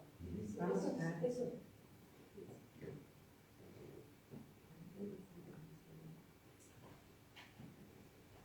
Vamos a ir a impugnación de reconocimiento, que está lo que estábamos hablando recién, y por un tema de tiempo.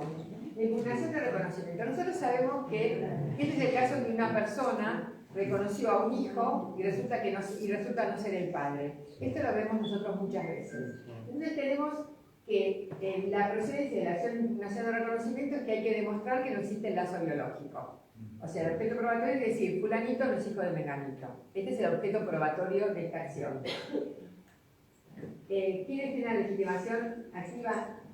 El hijo, los terceros con interés legítimo, y para el hijo no caduca y para los otros legitimados desde que se conoció el reconocimiento o que el reconocido sabe que el reconocido podría no ser hijo del reconociente.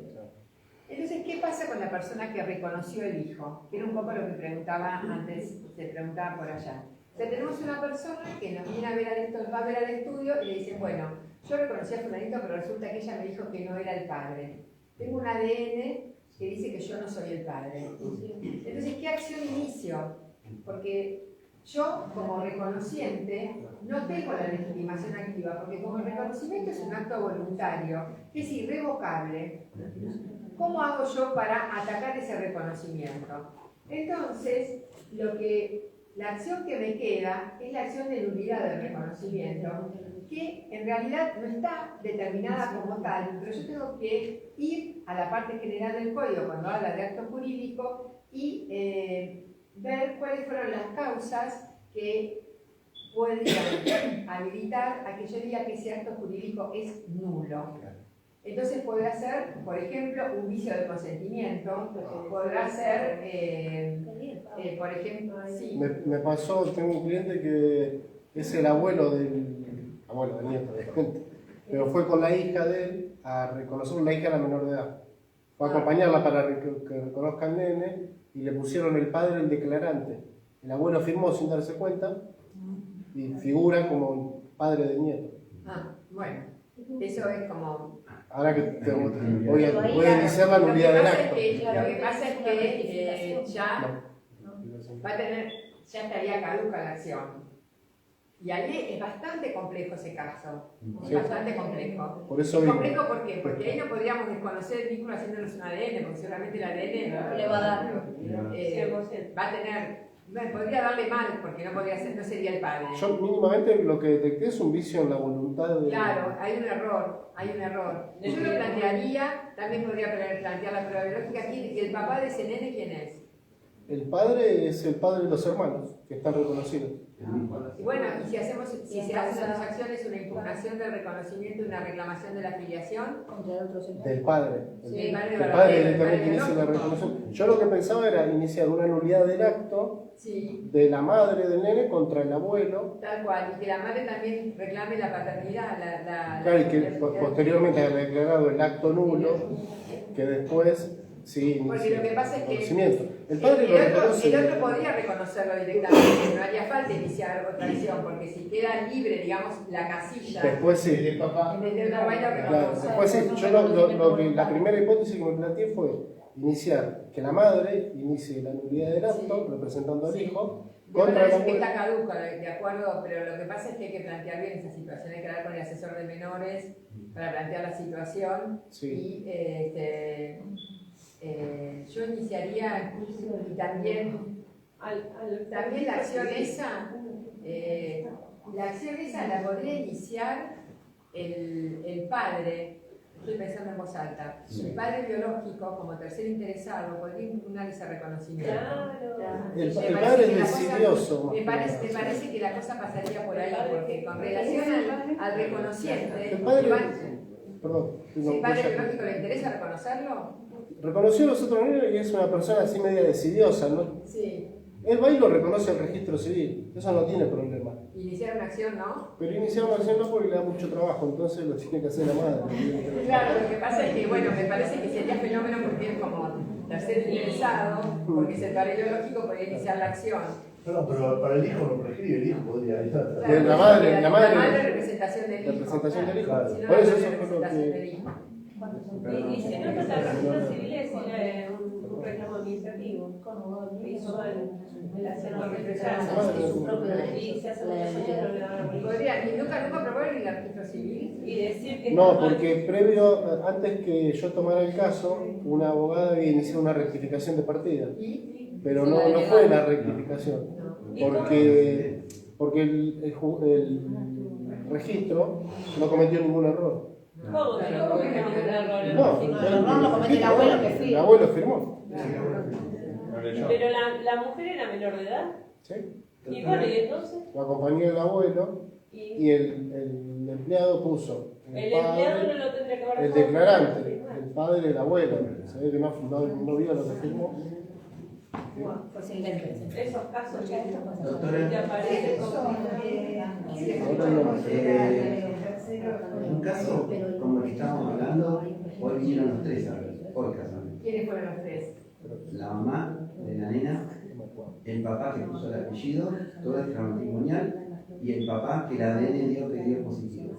El cual ya automáticamente tuvo el ADN y ya le está pasando alimentos a la nena. Claro, ahí lo que hay que hacer es presentar una acción de impugnación del reconocimiento, que eso lo podría hacer la madre, La en madre. representación de su hijo, Contra el que puso el y apellido. quién es el demandado, ¿no? Sí. En este caso, en el caso que hay una impugnación de reconocimiento por parte de la madre, el demandado sería el señor. El que puso el apellido de la nena. El que Pero puso él no el sabía que no era el papá. Y la madre tampoco. Conoció el ADN un año después. Está bien. Sabía, o sea, sabía de la doble vida de ella, pero Está bien, bueno, la madre podría en representación del hijo impugnar y impugnar reclamar. contra el papá que puso el Contra el apellido, reconociente. contra el reconociente, Reconociente. y después iniciar otro. No, dice, presten atención con esto.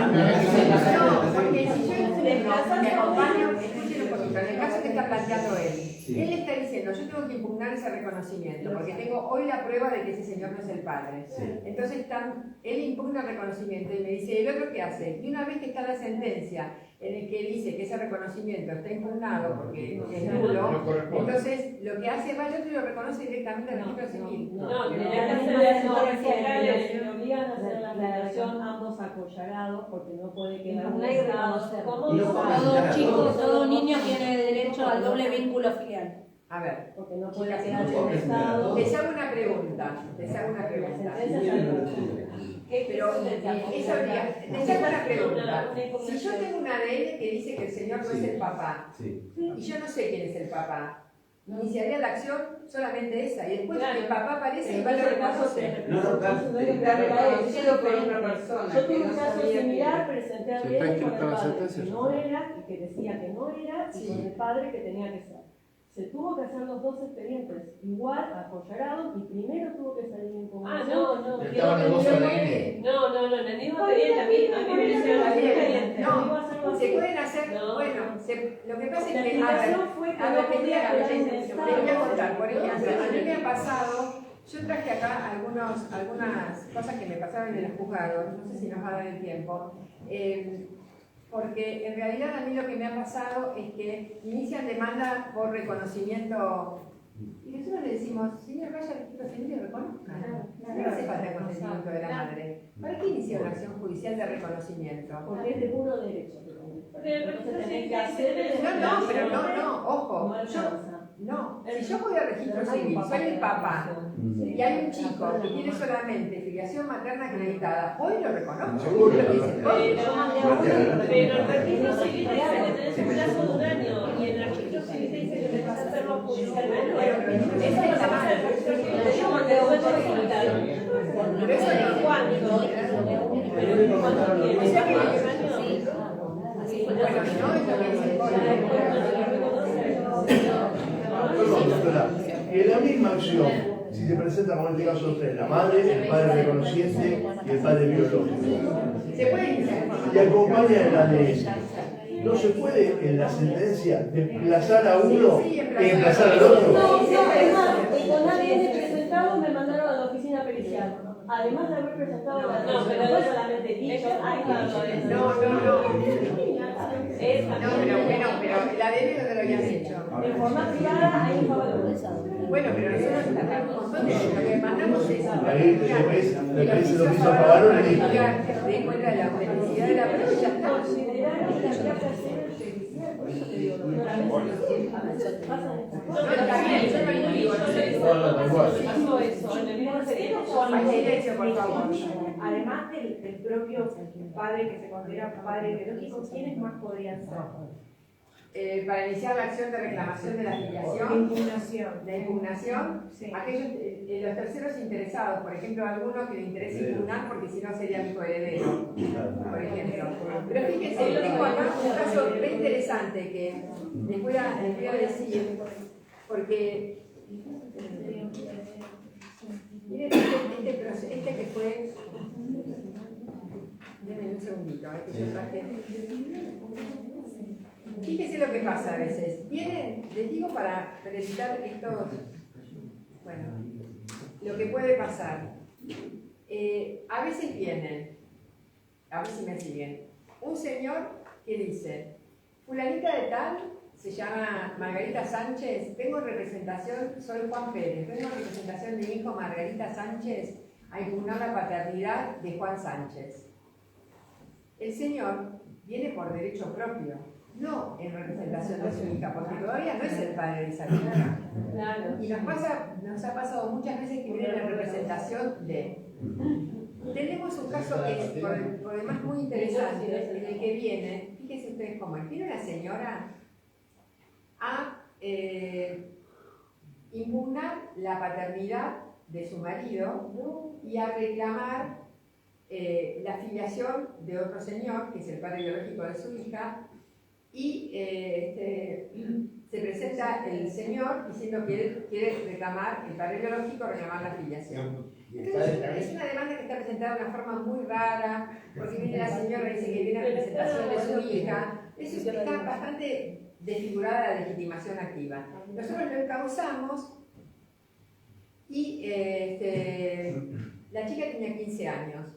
Tomamos la audiencia preliminar, habíamos designado un tutor al ítem para que represente a la chica, tomamos la audiencia preliminar y como hay un desplazamiento, no había acompañado ninguna prueba biológica, como hay un desplazamiento de la filiación para emplazarlo en otro, tomamos la audiencia preliminar y digo, doctores, nosotros de oficio tenemos que ordenar la prueba biológica. Entonces el abogado me dice, con total desparpajo, doctora, acá está el padre que la va a reconocer, directamente, ¿para qué quiere la prueba biológica? En otros lugares me lo resolvieron así. Y acá, para una acción de desplazamiento, tiene que haber una prueba biológica, si no yo no puedo dictar ninguna sentencia. Entonces la mamá en un momento dice, sí, pero la nena no quiere.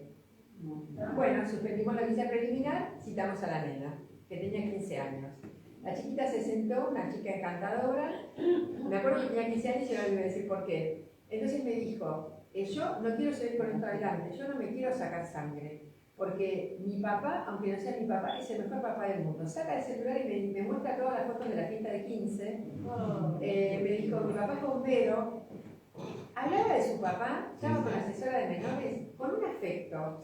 Dice, no me importa que él yo no sea la hija biológica, yo con esto no quiero seguir más adelante. Mi mamá dice que quiere reclamar alimentos, a mí no me importa. Yo con el papá que tengo, en la familia que tengo, soy absolutamente feliz.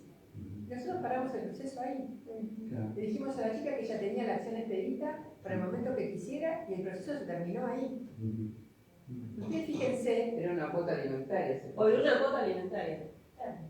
Pero perdón, pararon el proceso ahí, ¿qué hicieron? ¿Un resentimiento de la acción? sacamos una sentencia y lo que dijimos fue Que cuando tenga el mayor de edad El pueda interés superior del pueda decidir No, sobre el interés superior del niño. No, el interés superior del niño es algo más superior.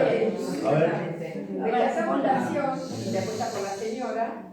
Hicimos saber a Saya, que era la chica, que las acciones de filiación intentadas por su progenitora podrán ser promovidas por ella en cualquier tiempo. Eso fue lo que le dijimos. Pero la acción la rechazamos. La fundado de interés superior del niño. Fundado, claro, el interés superior del niño, fundado en lo que ella, en la capacidad progresiva, y después hay otro Pero lo que fallo. vos decís es muy coherente, ¿no? Plantear. ¿Cómo no va a ser coherente si es el artículo 8.1 de la Convención? El derecho a la identidad, no es coherencia, es puro derecho. Bueno, Claro, lo tenés que pasa es que ella, lo que pasa es que Pero la identidad no es biológica solamente. Lo que pasa es que tenemos acá hay otra sentencia que yo encontré en el mismo sentido, que es una definición de lo que significa. Que Con el también asesor. en esta sentencia hay una chiquita que es más chica, que tiene 10 años, que dice: yo no me quiero someter al ADN, porque yo con la familia que tengo soy muy feliz. Entonces no quiero. Llegó hasta... es de una provincia de esto, y hace una diferencia entre establecer lazos filiatorios y el reconocer el origen biológico. Entonces le dicen a la nene, cuando quiera ella va a poder hacer. Pero ella tiene los lazos filiatorios, por esto de la socioafectividad, totalmente constituida en su familia, que es muy similar al caso que me tocó a mí, que no quiere saber nada de otra cosa que no sea la familia a la que ella siente que pertenece. Hay un montón de fallos que reconocen a la socioafectividad como la cuarta fuente de filiación. Claro, exactamente. Entonces, esta socioafectividad es lo que prima en este sentido. O sea que también podría aparecer esto, y también por acá hay otro fallo. Ahora, este papá, el biológico, podría apelar la sentencia por supresión de Estado. Claro, pero lo que pasa es que este papá biológico no quería ni siquiera hacerse el ADN. Porque Okay. cuando yo planteé el tema del ADN, nadie quería hacerse el ADN. Entonces, era una cosa, la verdad, además habían demandado al marido de la señora, porque el marido había reconocido a esta nena después de haberse casado y aparecía como hija del matrimonio la chica. Dentro del periodo... No, porque la reconocieron como cónyuge. Sí, sí. Perdón. Un reconocimiento complaciente. Sin perjuicio de la inconstitucionalidad del artículo, no recuerdo el número, que establece el máximo 2 filiaciones, ¿no? Sí.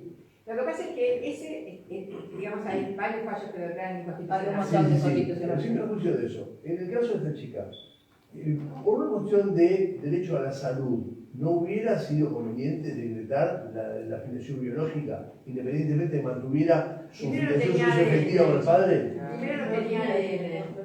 La chica sabe quién es el supuesto padre y en cualquier momento ella puede Enfermedades accionar. hereditarias, un montón de cosas Si relacionadas a es eso. el caso, se podría pedir, pero la chica gozaba de Es su una condición acción de buena ella. salud y no quería saber nada. Claro. De hecho, por ejemplo, yo les traía, creo que no nos va a dar ya el tiempo, no sé hasta qué hora estamos. Teóricamente era hasta las 5. Bueno, entonces, 5 y cuarto. no me da el tiempo, pero les traía otro fallo en el que hay un señor que se presenta reclamando la filiación y en definitiva se entrevista al nene después de todo el proceso, y entonces el nene se habla de la pluriparentalidad y la triplefiliación, se decreta la inconstitucionalidad del artículo y se plantea que el chico es hijo de 2 papás. Porque el chico dice: yo sé que uno es mi papá biológico, pero con el otro papá viví toda la vida hasta este momento, y entonces yo quiero tener 2 papás. ¿No? Esto también Me hace acordar a Juli, al caso de Montero. Tal cual. Es un caso parecido a ese. Ya hay varios de esos casos. Sí. Hay varios de esos casos. Pero no sé si, digamos, me quedó un montón, quedó como para dar otra clase. Perdón. Lástima que yo no iba a hablamos por teléfono y